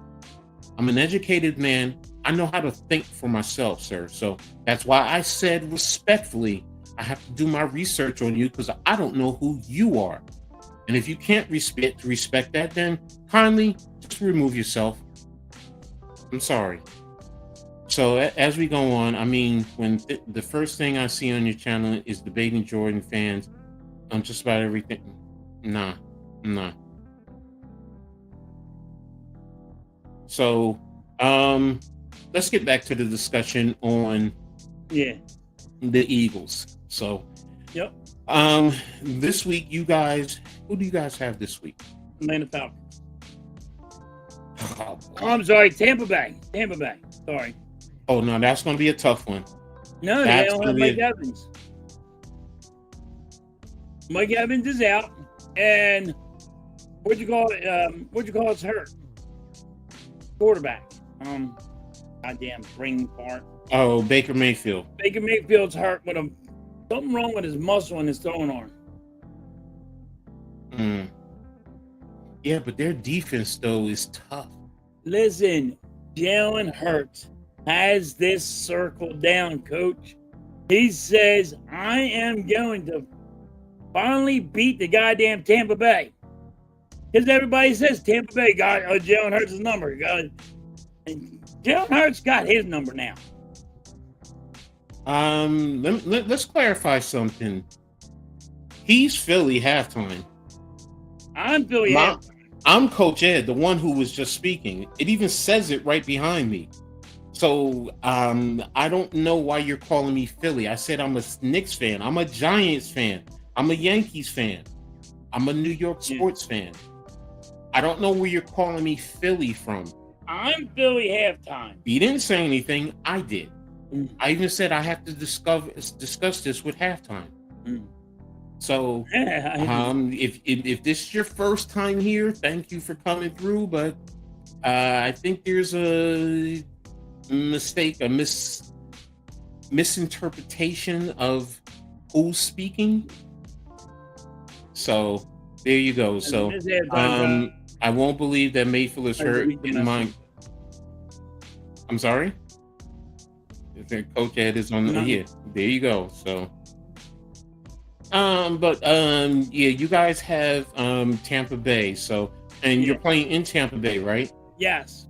So and I still like their defense. I really do. I know they struggled with the Jets. But some of that was, their mistakes. I do think that game, because I did rewatch it or had to look at the replay. And it's not like the Jets totally dominated them or we're really playing with them. So, they just got energies flowing through their team, and there you go. So, he's on halftime channel. It's all good. He's on like Mike. He's allowed to. No, I understand he's not allowed to like Mike. That's fine, but don't tell me that I'm thinking like Bulls fans, because you don't know me. You do, Blaze. You know how I think, but I don't know who he is. That's why I said I'm not bringing him on here. I don't know who he is. I have to do my research on who this dude is, or lady, whoever this person is. So, but yeah, you guys playing down there, and haven't they always played you guys tough? Yes. So, and they got Jalen Hurts' number. Jalen Hurts always loses. So that's why it's like, all right, and Todd Bowles said Jalen Hurts circled his name. Here it is. Here's Tampa Bay, and they're on my shit list. Okay, it's gonna be an interesting game, Coach. Yes. But guess what? Jalen Hurts said like this: "I'm coming after you." There you go. You know what I mean? Like, there you go. It is. But hey, the champ is here, right? The champ is here, and they're gonna win. And everybody's gonna go. But 0-4. But remember, this wouldn't happen, and that wouldn't happen. That's all it's gonna be. Don't forget, there was a time that everyone thought Mike Tyson was never unbeatable, and what did Buster Douglas do to him? Yep. Buster Douglas. Douglas. Buster Douglas. Everybody's like, this gonna be an easy one for Mike Tyson. He looking up at the lights going, where's Tweety Bird? Why is Tweety Bird following me around? Exactly. You guys, better hope he does it. So halftime is a mix of Kirk. Should be a good game. No. Yeah, I will say that it should be a definitely a good game. So, and Baker Mayfield, I gotta see, because Mayfield, he's sneaky good, man. Because when he first came in with Cleveland, he got a team around him now. Yes, but Mike Evans is a big factor. I will give you that. So but we're going to see. You guys, your defense still is young. You don't have the vets there to kind of pick you up. And that's a big thing. So got talent. Picked on like no tomorrow. Yes, exactly. They are on that dude. They like, people are licking their chops. You put that dumb hombre in, we're licking our chops. This dude is just too easy to pick on. And they are. They're picking on him bad. Mm-hmm. All right. So that's why we got rid of this dumbass. All right, I'm gonna hit you guys. Happy for him. No, I'm gonna hit you guys before I get to the pitiful Giants. Oh God, I'm gonna hit y'all with the question of the day. All right, now I showed halftime, so I know I had him thinking a little bit. So you did.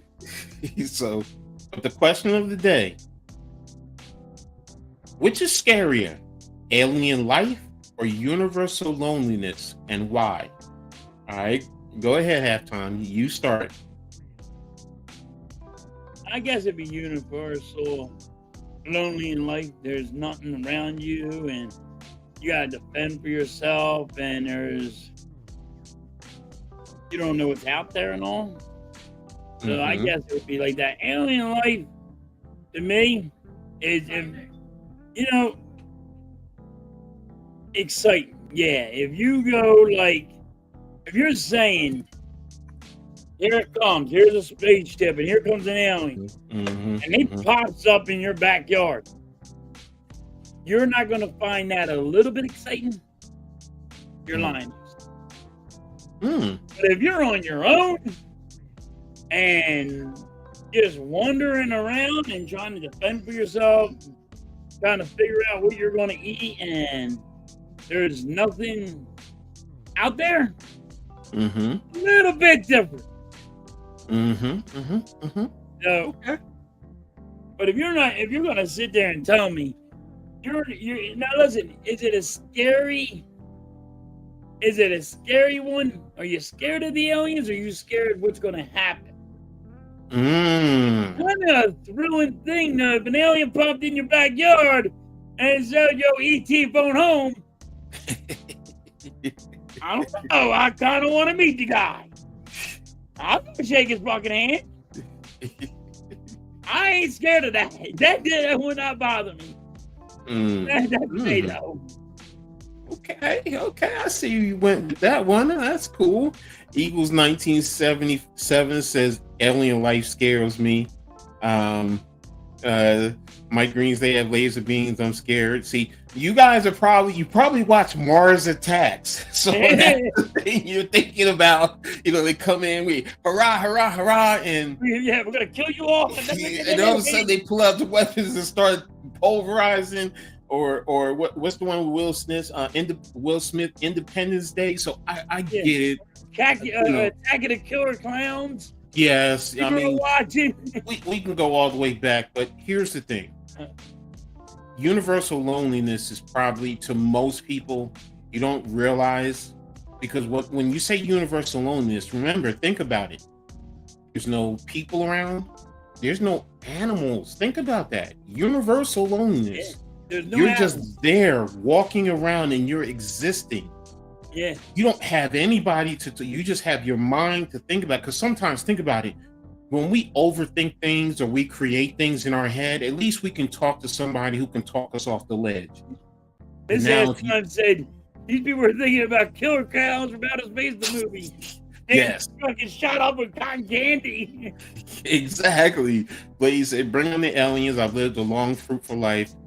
I'm ready. So, but when you're by yourself, when the dude's coming out of this ship and his head is bigger than my mouth, so, to me, it's the loneliness. And I'm an introvert. I'm fine, being by myself for the most part. But I still have people. Look, we have this medium, so I'm not alone. I can pick up the phone, call my moms, my pops, my kids, my siblings. So. That's a different discussion. There's sometimes that you always want to be alone. But if you're trying to say defend and try to figure out where your next meal's coming, and you had to go and you don't know what animal's there to kill. You don't know what the animal is. Now there are no animals. Even if there's an animal. Exactly. It's cutting this all out. It's like, no, you gotta go hunt. Remember, it's a universal loan. So this is the whole universe as well as here. There's no body. You go to Jupiter, you go to Pluto. You don't know you go to the Milky Way. You don't know. There's nothing and no one. There are no aliens. There's nobody. There's just you, and you're walking, and there's nothing. Like when I saw this question, I was just like, and Mitch, I get you. I know, I understand. There are people that don't believe in aliens, and that's fine. So, but the question is, if there are you afraid of alien life, Yeah. or universal It loneliness. is. Are you afraid of? So, and that's the point. It's the universal loneliness is just like, wow, you don't live where you think about it. You don't have your homes, you don't have cars, because who's going to create that? Who's going to build that? Yep. I There mean, ain't no grocery stores. hey, wait a minute. There is no money. There is no need for money.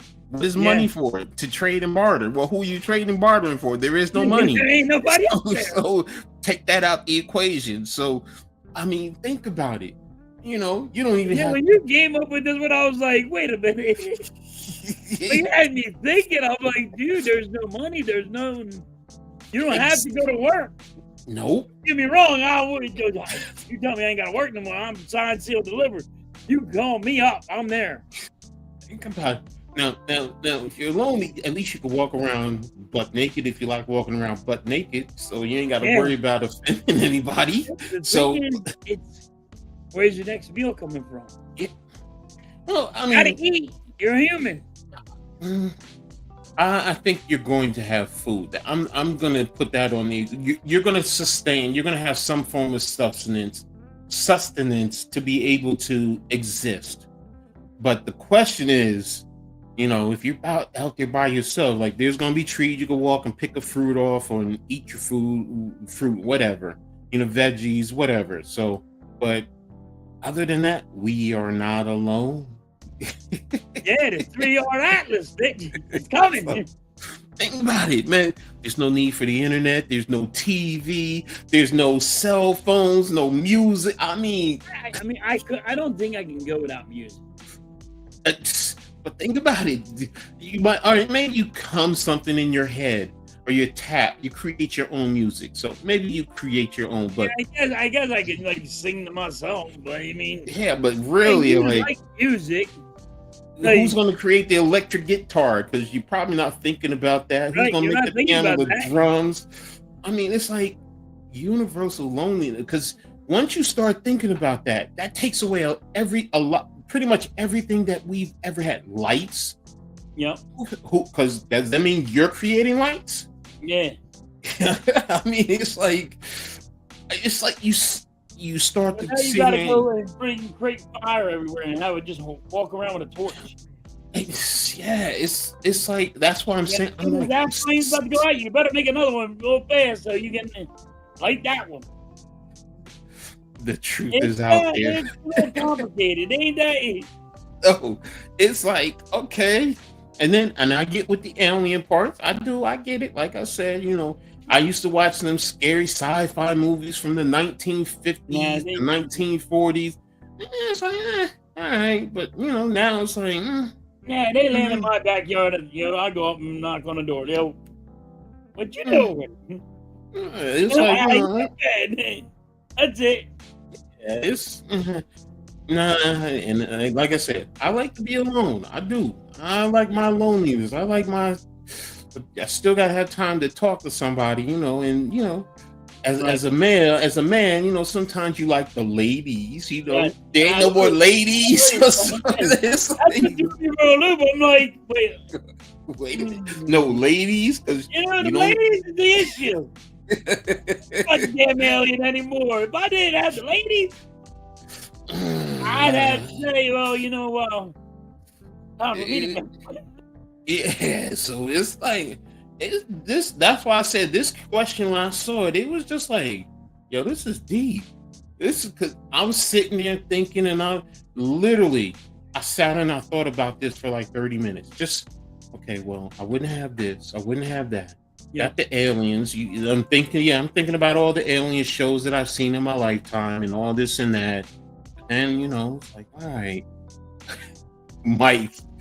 Wow. How the women are aliens. Now women are aliens? Oh, damn. Well, a woman might say the man, they might think that you're an alien. So, which is it? So, but yeah, seriously, man, this, like I said, this question really had me think, which is why I said, yo, I like this one. I think this one. No, we know it's a jokes. We get it. We're all here laughing. I get it, Mike. You're good, it's bro. Hilarious. Yeah.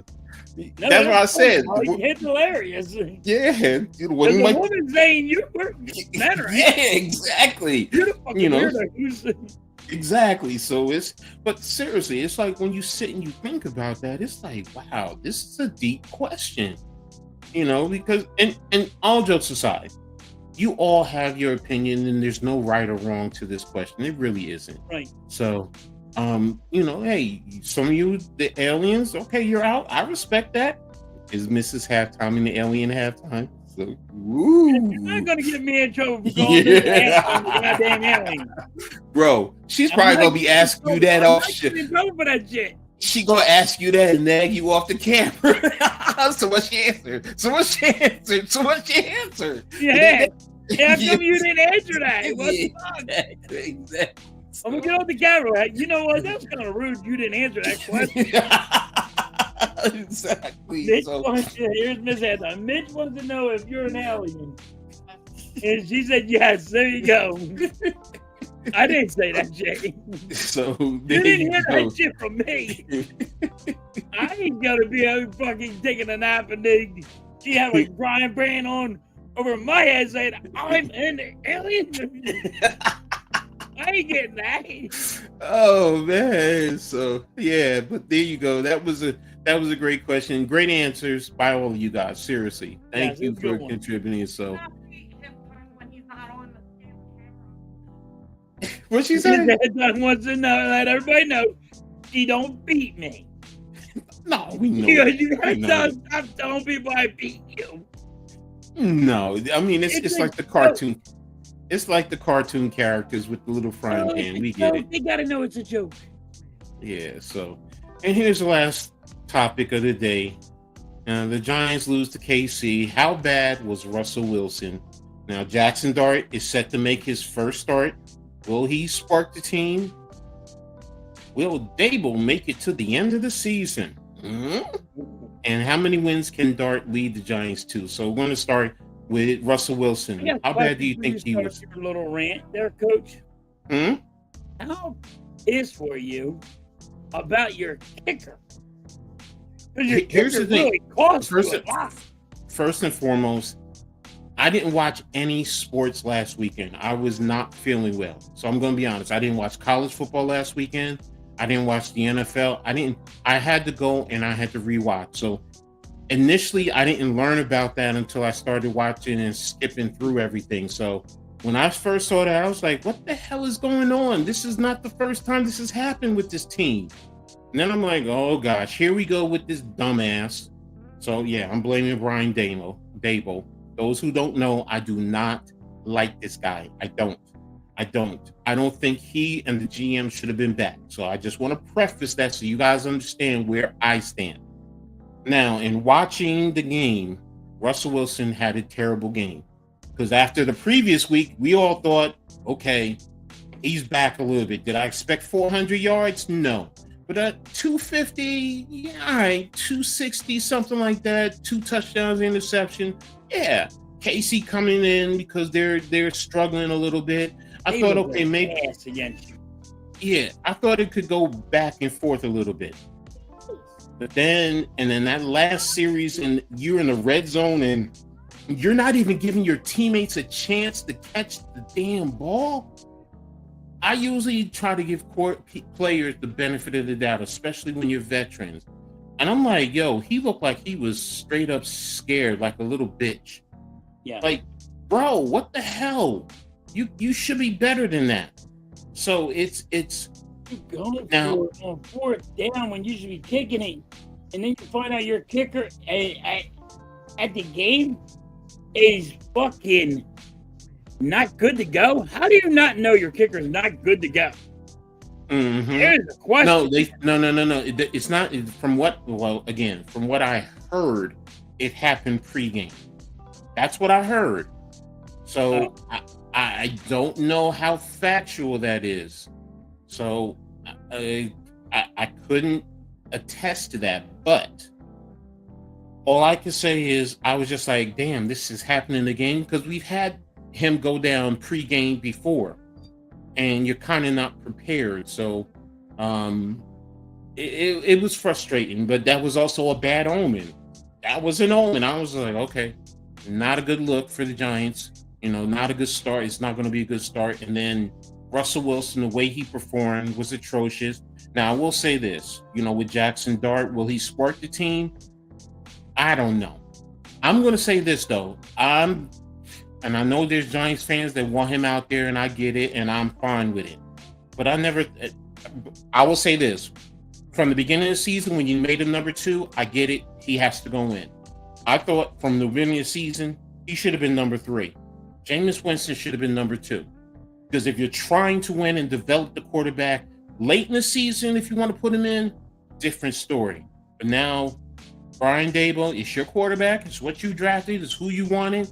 Your whole career, to me, lies on this kid. And if he blows up, or if he doesn't perform, or if this team doesn't help him out, and he's running for his life, bye-bye.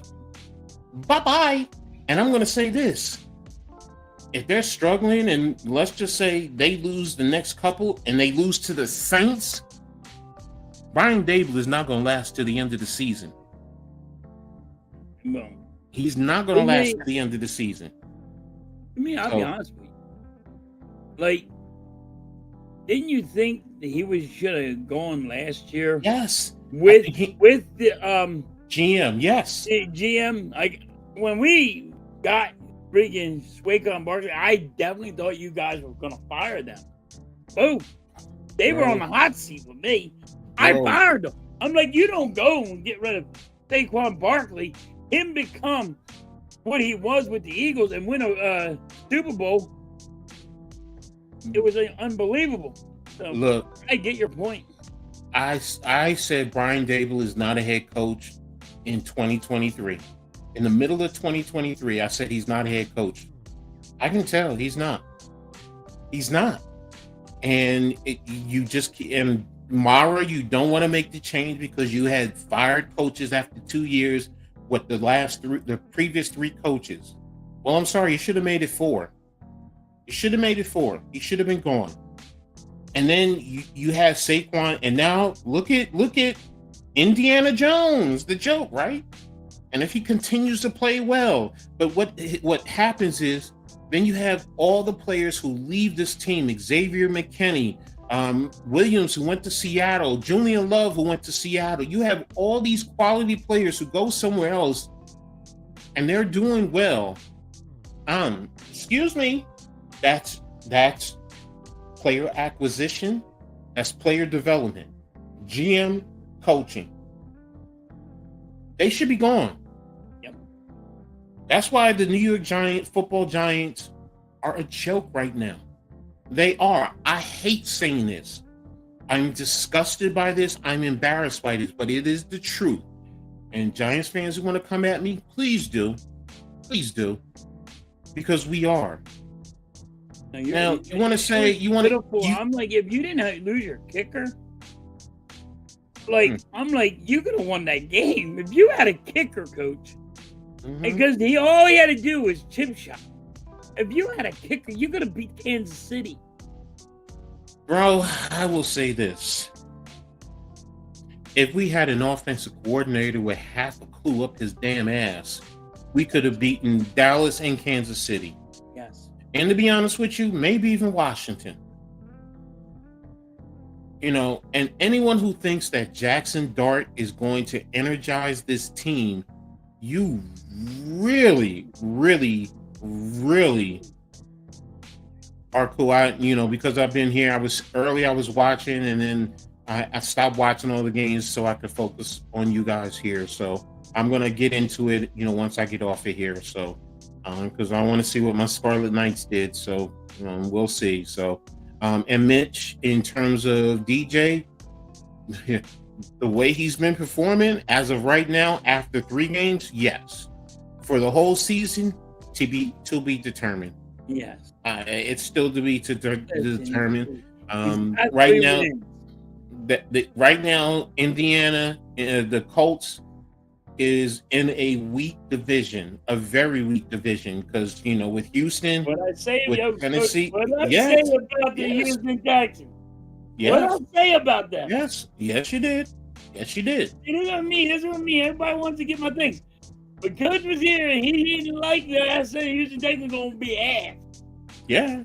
I just Are they 0-3, Coach? think so. Yeah. They 0-3, Coach. Yeah. And you're playing in a bad division. That's Yes. the whole point. So I said the team was gonna be the Colts. And Coach was like, "You're crazy. They got Daniel. because I had Daniel Jones. I was just They like, got yeah. Daniel Jones. Now you changed the name to Indiana Jones." Yeah. So, you know, People say I got big takes. Well, take that one to the bank.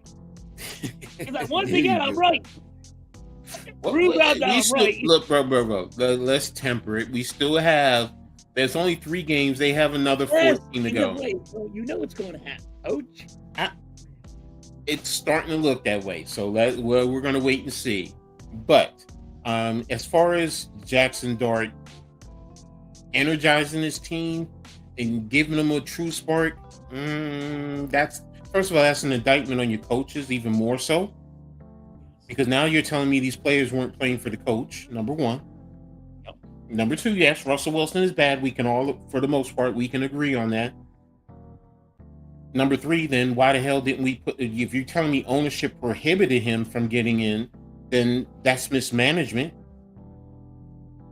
Where, look, if that's who he wanted, let him swing it and die with who he wanted. So there you go.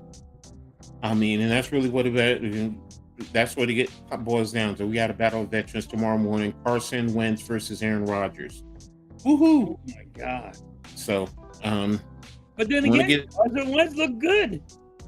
Hey, more power to you. Y'all want to get up and watch that? Go ahead. I'm not wasting my time. So, I'll be off. Sorry, Blaze. I Blaze. ain't setting an alarm clock for it, but I'll be up. Yeah. So.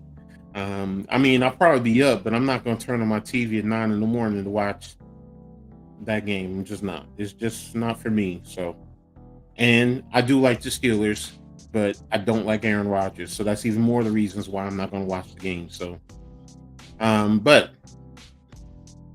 if Jackson Dart leads, if this team wins 3 games, I don't think they're going to win more than 2 games, if that. I'm going to be honest with you. I'm going to be brutally honest. I don't. I'm highly pessimistic with this team, and I just can't see it. Are you going to be better than the Dallas Cowboys? No. Can you please say you're going to be better than Dallas Cowboys? No. So I can be right on that one. No. You can be right, but I don't think they're going to be better than Dallas. I don't. Dallas has got them better than Dallas. I think Dallas has a better offensive coordinator than the New York Football Giants. Oh, that's the problem with Dallas is their defense. That's really what it boils down to.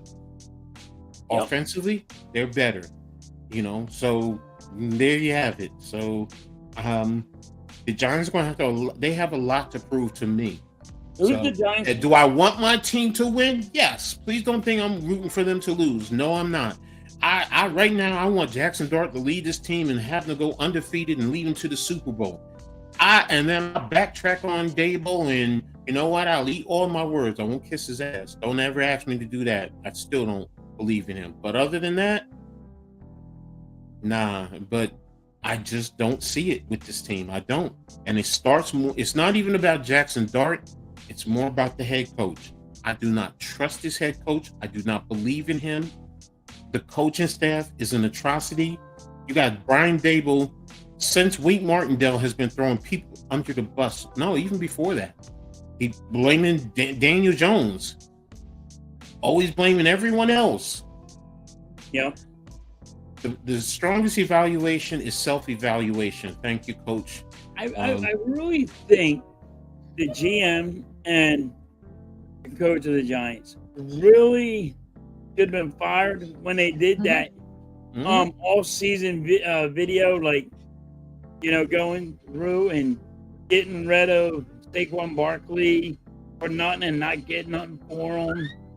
And I think that was it. I think that Even really before that, bro. broke the camel's back. No, you should have paid Saquon and franchise, or not even re-sign Daniel Jones if that was the case. Let's be honest. Build around Saquon.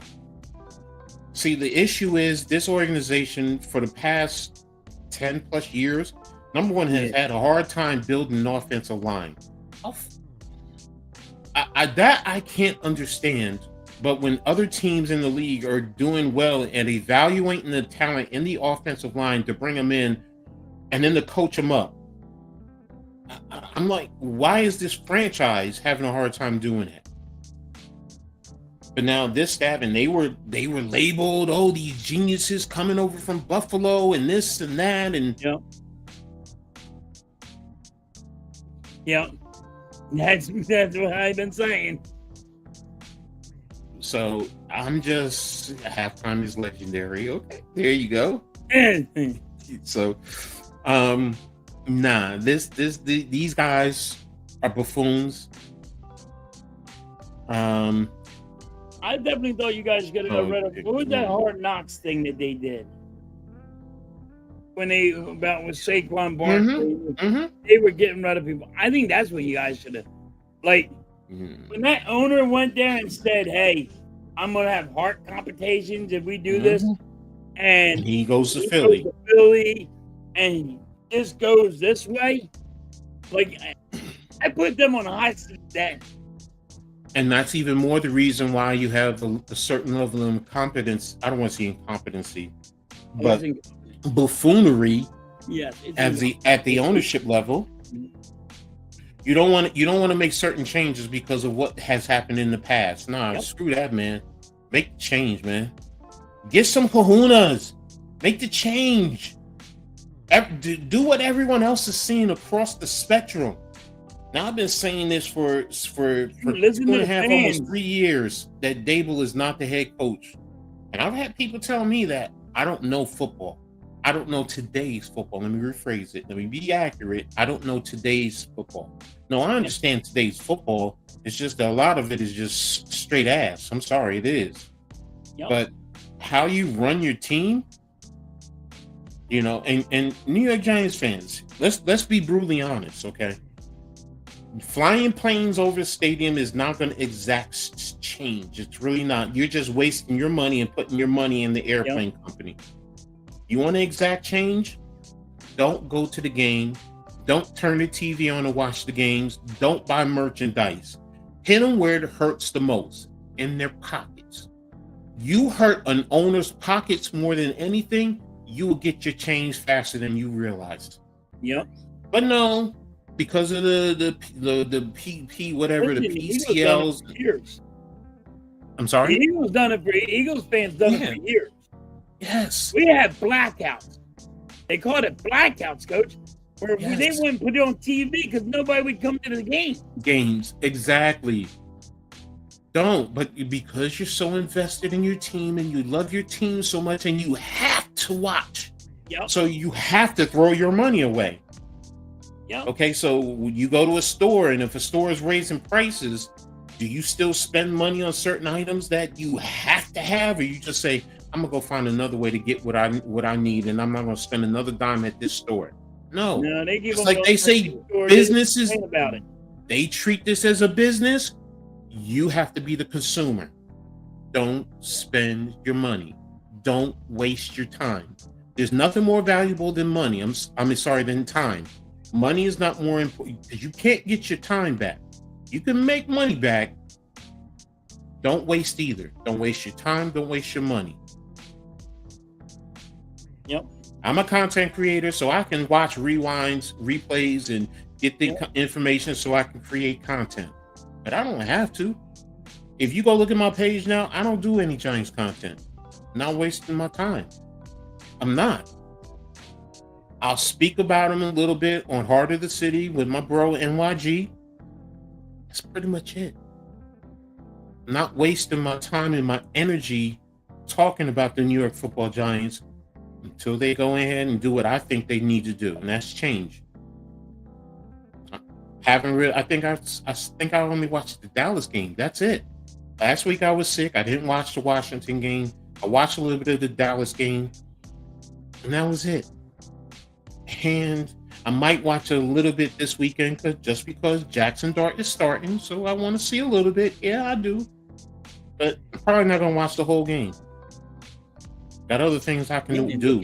If they get a win, and Coach, hold on, if they get a win from that Dart, it will be tied. It will be tied with Dallas Cowboys. No, they're behind Dallas. No, if they get a win now. It's still behind Dallas. Dallas only got one win. Dallas, and what's that win? Oh, they got you. You're head to head there, so Giants would still be behind Dallas. You Giants? I want to be right, damn it! Try to make this right for me. Giants have to win 2, and Dallas has to win and lose the next 2 for the Giants to be over the. Dallas is losing this week because they're playing Green Bay. Who's the Giants playing?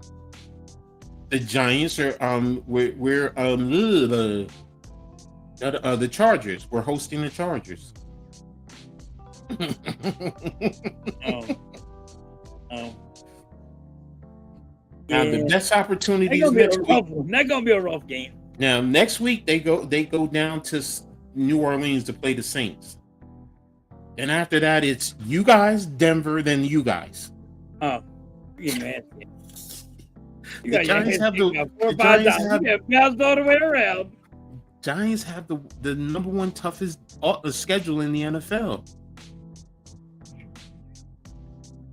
So you might get one win.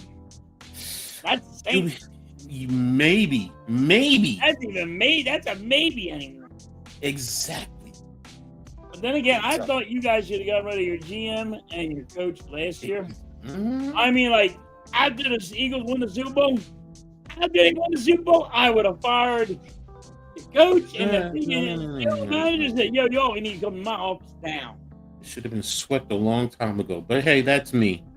But hey, there we have it. So that's it. The Giants, and I don't know why they're not rated the worst team in the NFL. Hell, they can't even beat some of the college teams that are out there. That's how bad I think they are. I got Miami as the worst team in the NFL. And because they ain't gonna win, but isn't the Giants, you're right? Even the Giants, I mean, you got the Giants as the worst? Yeah, me personally, yeah. I know others are going to argue the Saints. They're going to argue the Dolphins. What's the other one? Yeah, I think those are the 2. Because most publications have the Giants right now.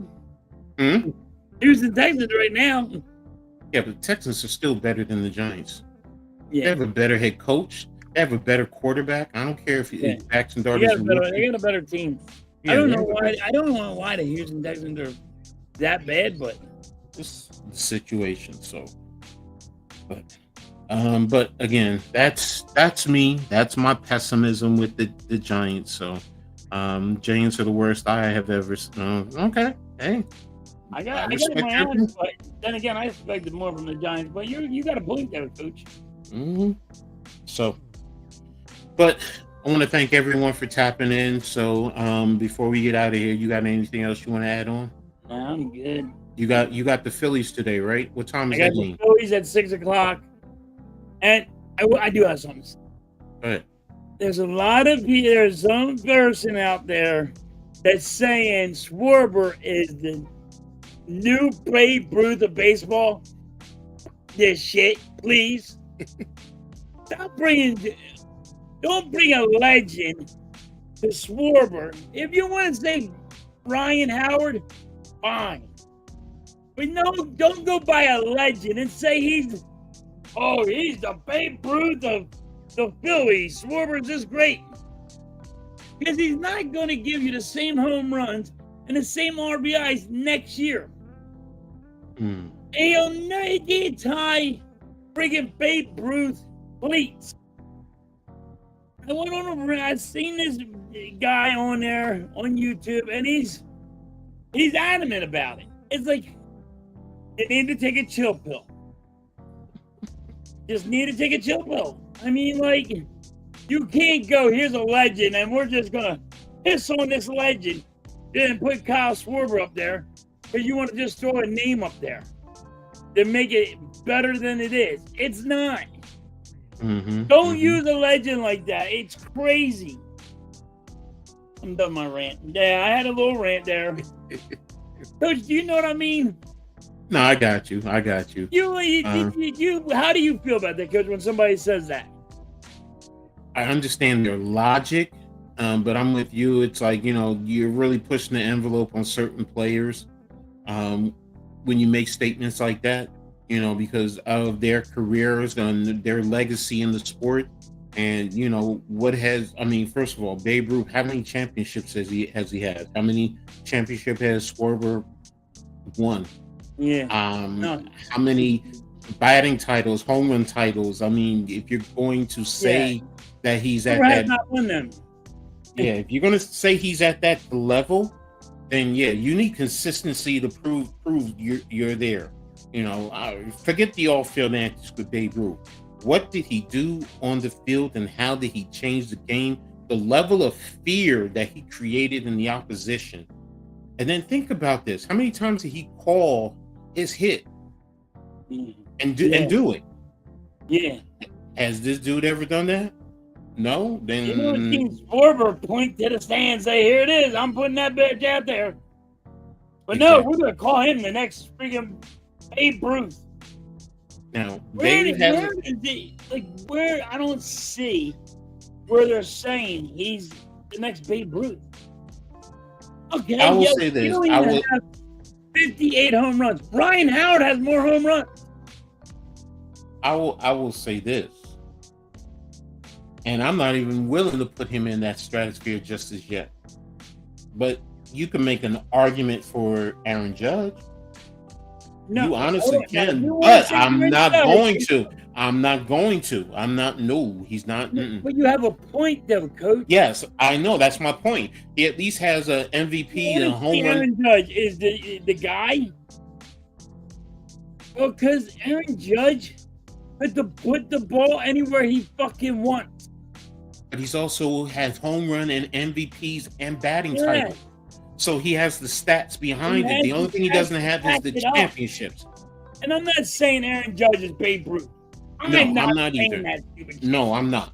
If you want to get somebody in Major League Baseball right now that can actually show you something in that area, it is Aaron Judge. A valuable argument I can understand. Yes. I'm going to debate you on that. Babe Ruth? No, but I can understand the argument. Babe Ruth guy ever again?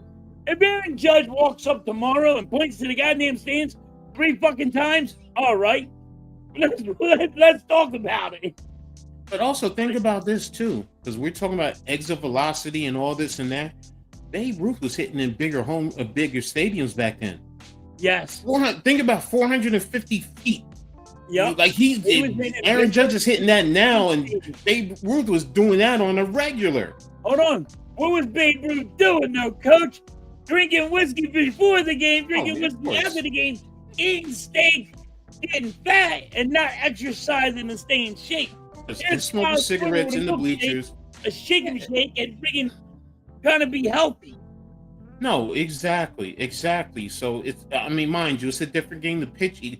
The pitchers were not pitching 100 miles an hour like they are nowadays. I understand that. You're gonna have your counters to every point. But the point I'm making is consistency. Aaron Judge has not been consistent enough to be there. But if you wanna say him more than anyone else, okay. Ohtani. Ohtani's good. He's good. Ohtani needs more. But Ohtani's good. He needs way more, but he's good. Now, Ohtani's doing the same, because don't forget, Babe Ruth was a pitcher. So Ohtani is doing the both. So Ohtani does pitch, but so did Babe Ruth back in the day. Yeah. And don't now your counter to that is, don't forget, Ohtani also started out in the Japanese league, and the Japanese league might be a little bit below MLB. So, Yeah. to But they got start wicked out, pitchers. They got wicked pitchers over there. no, I'm not saying they don't, but still, the overall level of competition is not compared.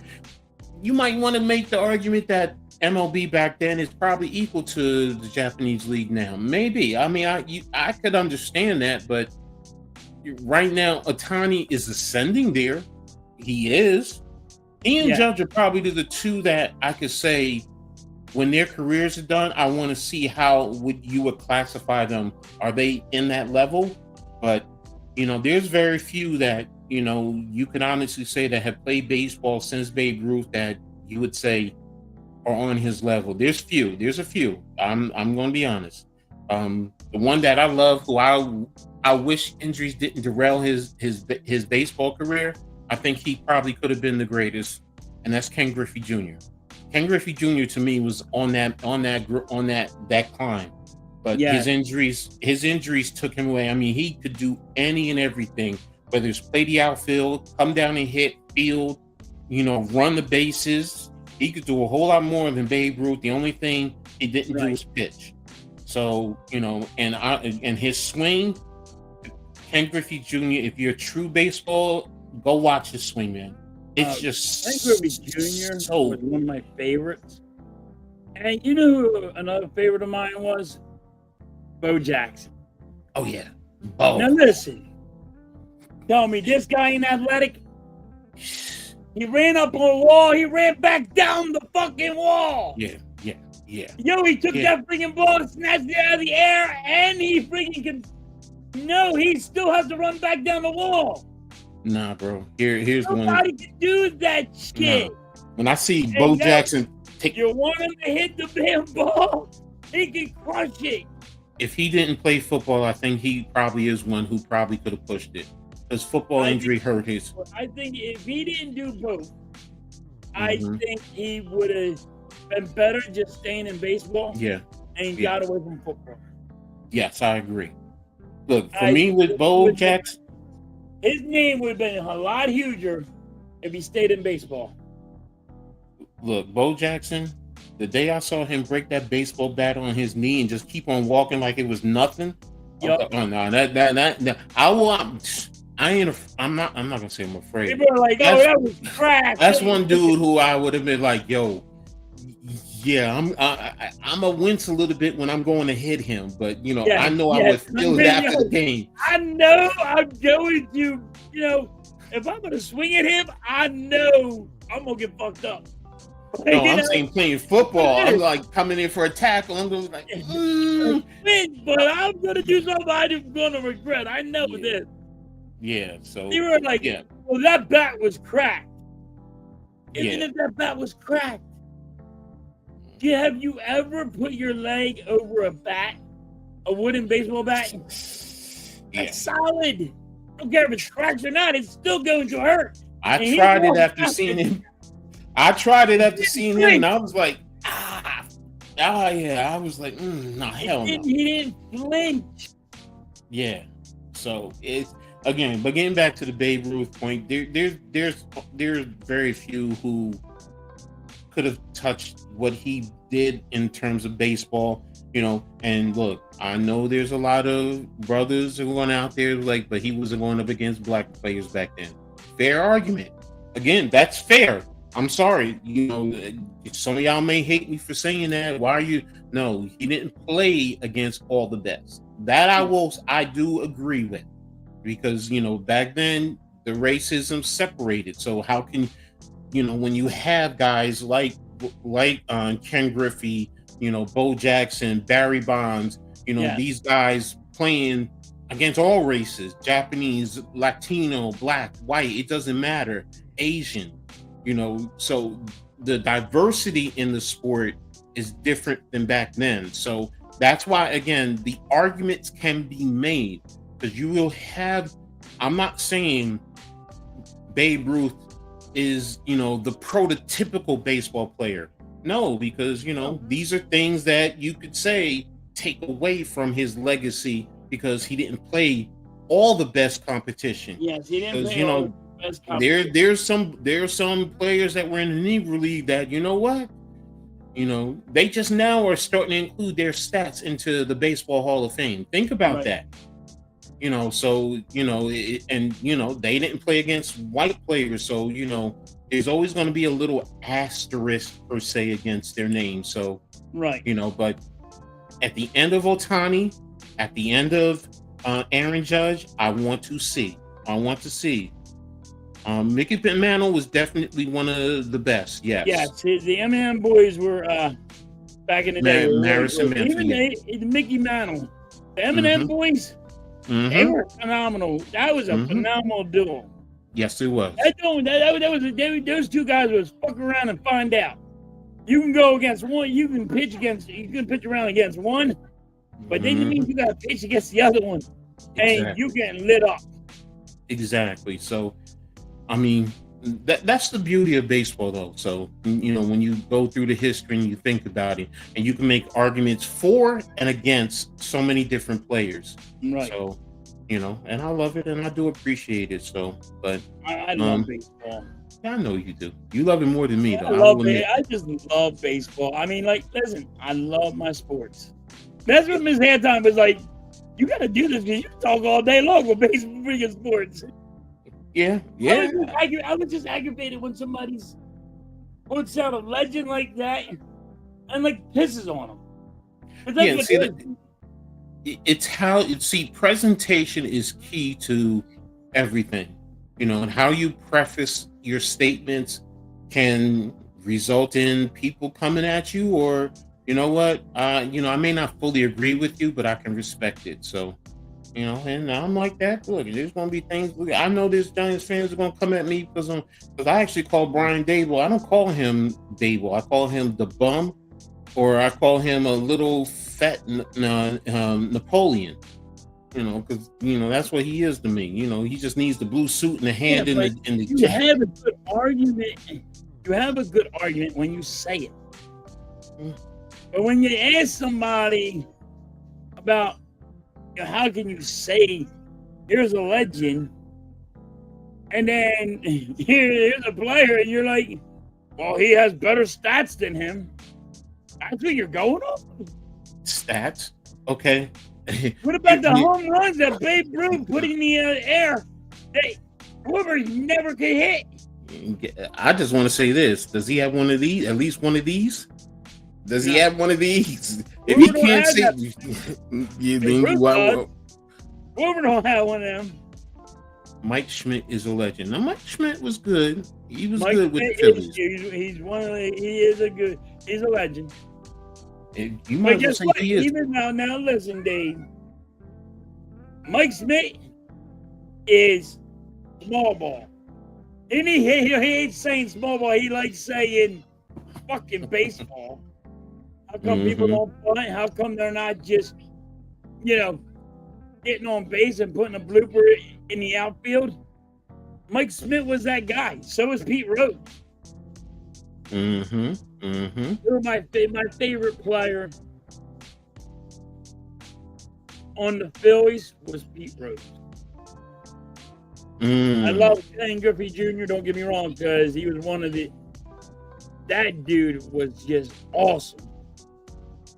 But as a Philly fan, Pete Rose and Mike Schmidt, and I like how Mike Schmidt acts towards the fans, because they were booing him over stupid shit, and he gave it back to him. Show me he had balls. Show me he said, fuck you, fans. You don't know what the fuck you're talking about. I like that. And unfortunately, we're in a day and age of, owners want to be and the leagues want to be politically correct because they're afraid of fans turning on them. Where, we're old school. We don't care. What's the worst you gonna do? Boo us? Okay. Half the players, if they really said what they really want to, if they say what they're thinking, I got paid. What you got? Yeah. What you got? That's what they can say. If I got $100 million, yeah, you might I got my bank account and look at your bank account. Shut the fuck up. Look, I could spend on food in one dinner to what your salaries are. So yes, you think about that, it's like, damn. Damn. You put Babe Ruth in the 80s, 90s, 2000s, even if he won't get hit off the pictures and those. How can you say that, Victor? Vic, that's wrong. You can't make that argument, because if you're saying because he was out of shape, if you put him in those eras, he's going to have the same opportunities to work out, because all those players back then were doing the same thing. Babe Ruth did not have the workout, and they didn't know the analytics, and they did. Yes. They didn't do that. They just played because of the love of the game. Think about it. Yeah, do you know how many guys were in the dugout smoking cigarettes and going to parties afterwards and chasing the women? Come on now. Smoking a box of fucking cigars at night and drinking whiskey. Now, if he knew what he knows now, what we know now, do you think he's not going to work out and he's going to see guys are working out and he's going to be like, nah, I want to be the greatest? Because the competitive drive, the competitive juices are going to force you to step your game up. Yes. I get the thought that, oh, you take him from the 1919s, 1920s and put him physically in that era. Yeah. But think about this, though. His timing and the swinging of the bat, that's not going to change. Right. That's not going to change. He's still going to hit home runs. Yes. You're not going to sit there and, I don't care how fast you throw it. He's still going to hit them home runs. They're just going to go farther out. Yes. So when people make that argument, you got to fully think about that. Taking the technology that you have today with those players back then. Yeah, It's like telling me Jim Brown, if you took Jim Brown from the 1950s and 60s and put him into today's, his ability to work out? Come on. No, I get where you're coming from. Don't apologize. No, I want you to think about what you're saying. You have your opinion. We're not trying to argue and say, no, your opinion's wrong. We want you to have your opinion. We love your opinion.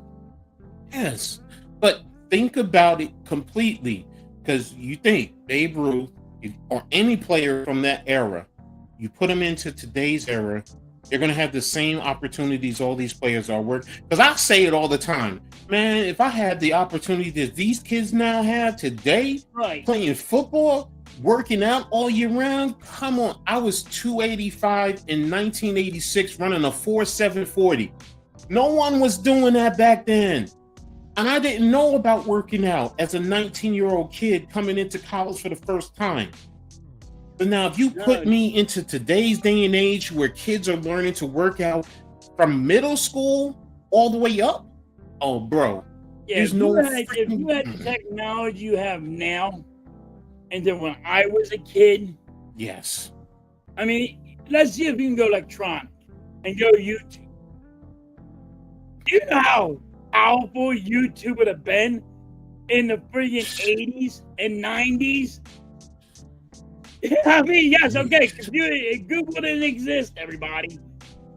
You know what I mean? It was AOL. You had to hook up to a fucking phone jack.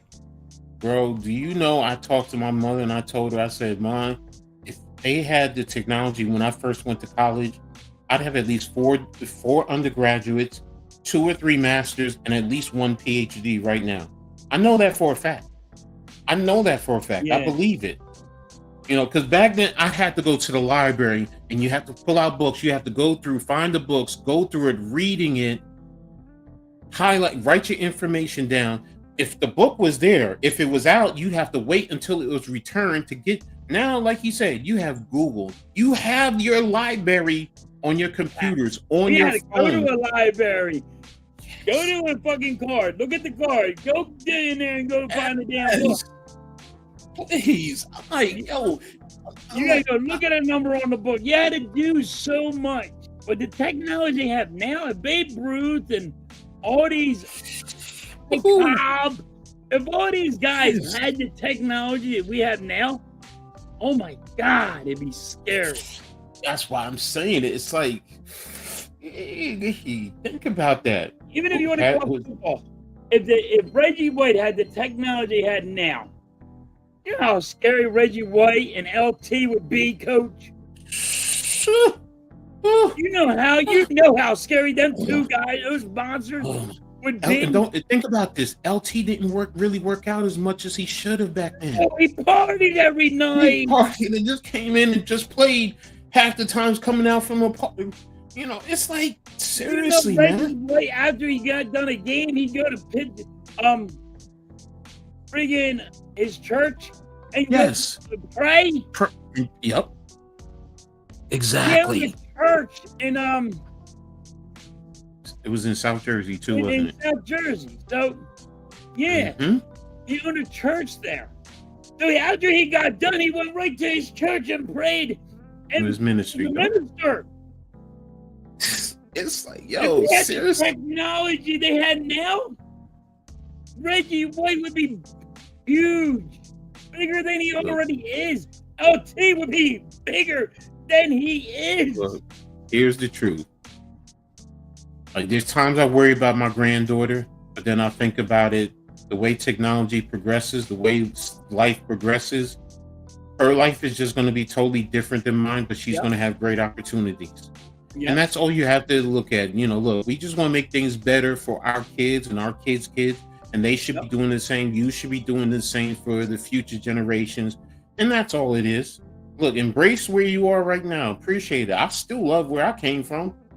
I mean, me and NYG on Wednesday, we did a top 5 Saturday morning cartoons that we used to love and watch. Think about that. And I'm like, nah, I love my cartoons from when I was in the 70s. But then they were talking, I was like, oh yeah, I used to watch those, and they're younger than me, the 80s and 90s. And I'm like, oh yeah, I used to watch those too. I'm just like, you know what? Cartoons. Yes. It was just like, you know. I used to watch those old, you're older than me. And I used to watch the cartoons that you watched. Bro, I used to watch Popeye. Look at me, Popeye from the night.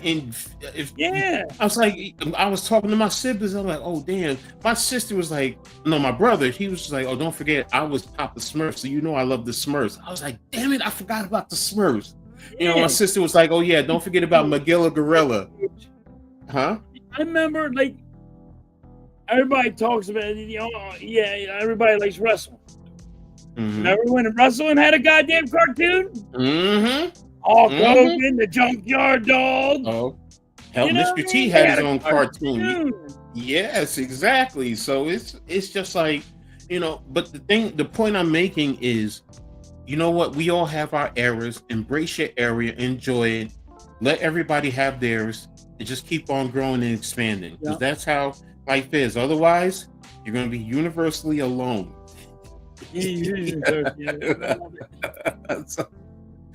But yo, let's get out of here, man. So we can get ready to go. So I appreciate everyone. We'll be back next week, man. Just make sure y'all stay tuned. So everybody enjoy your night, enjoy your teams, and we'll see you next week. And what do you always say, Mitch, when you're about ready to get out of here?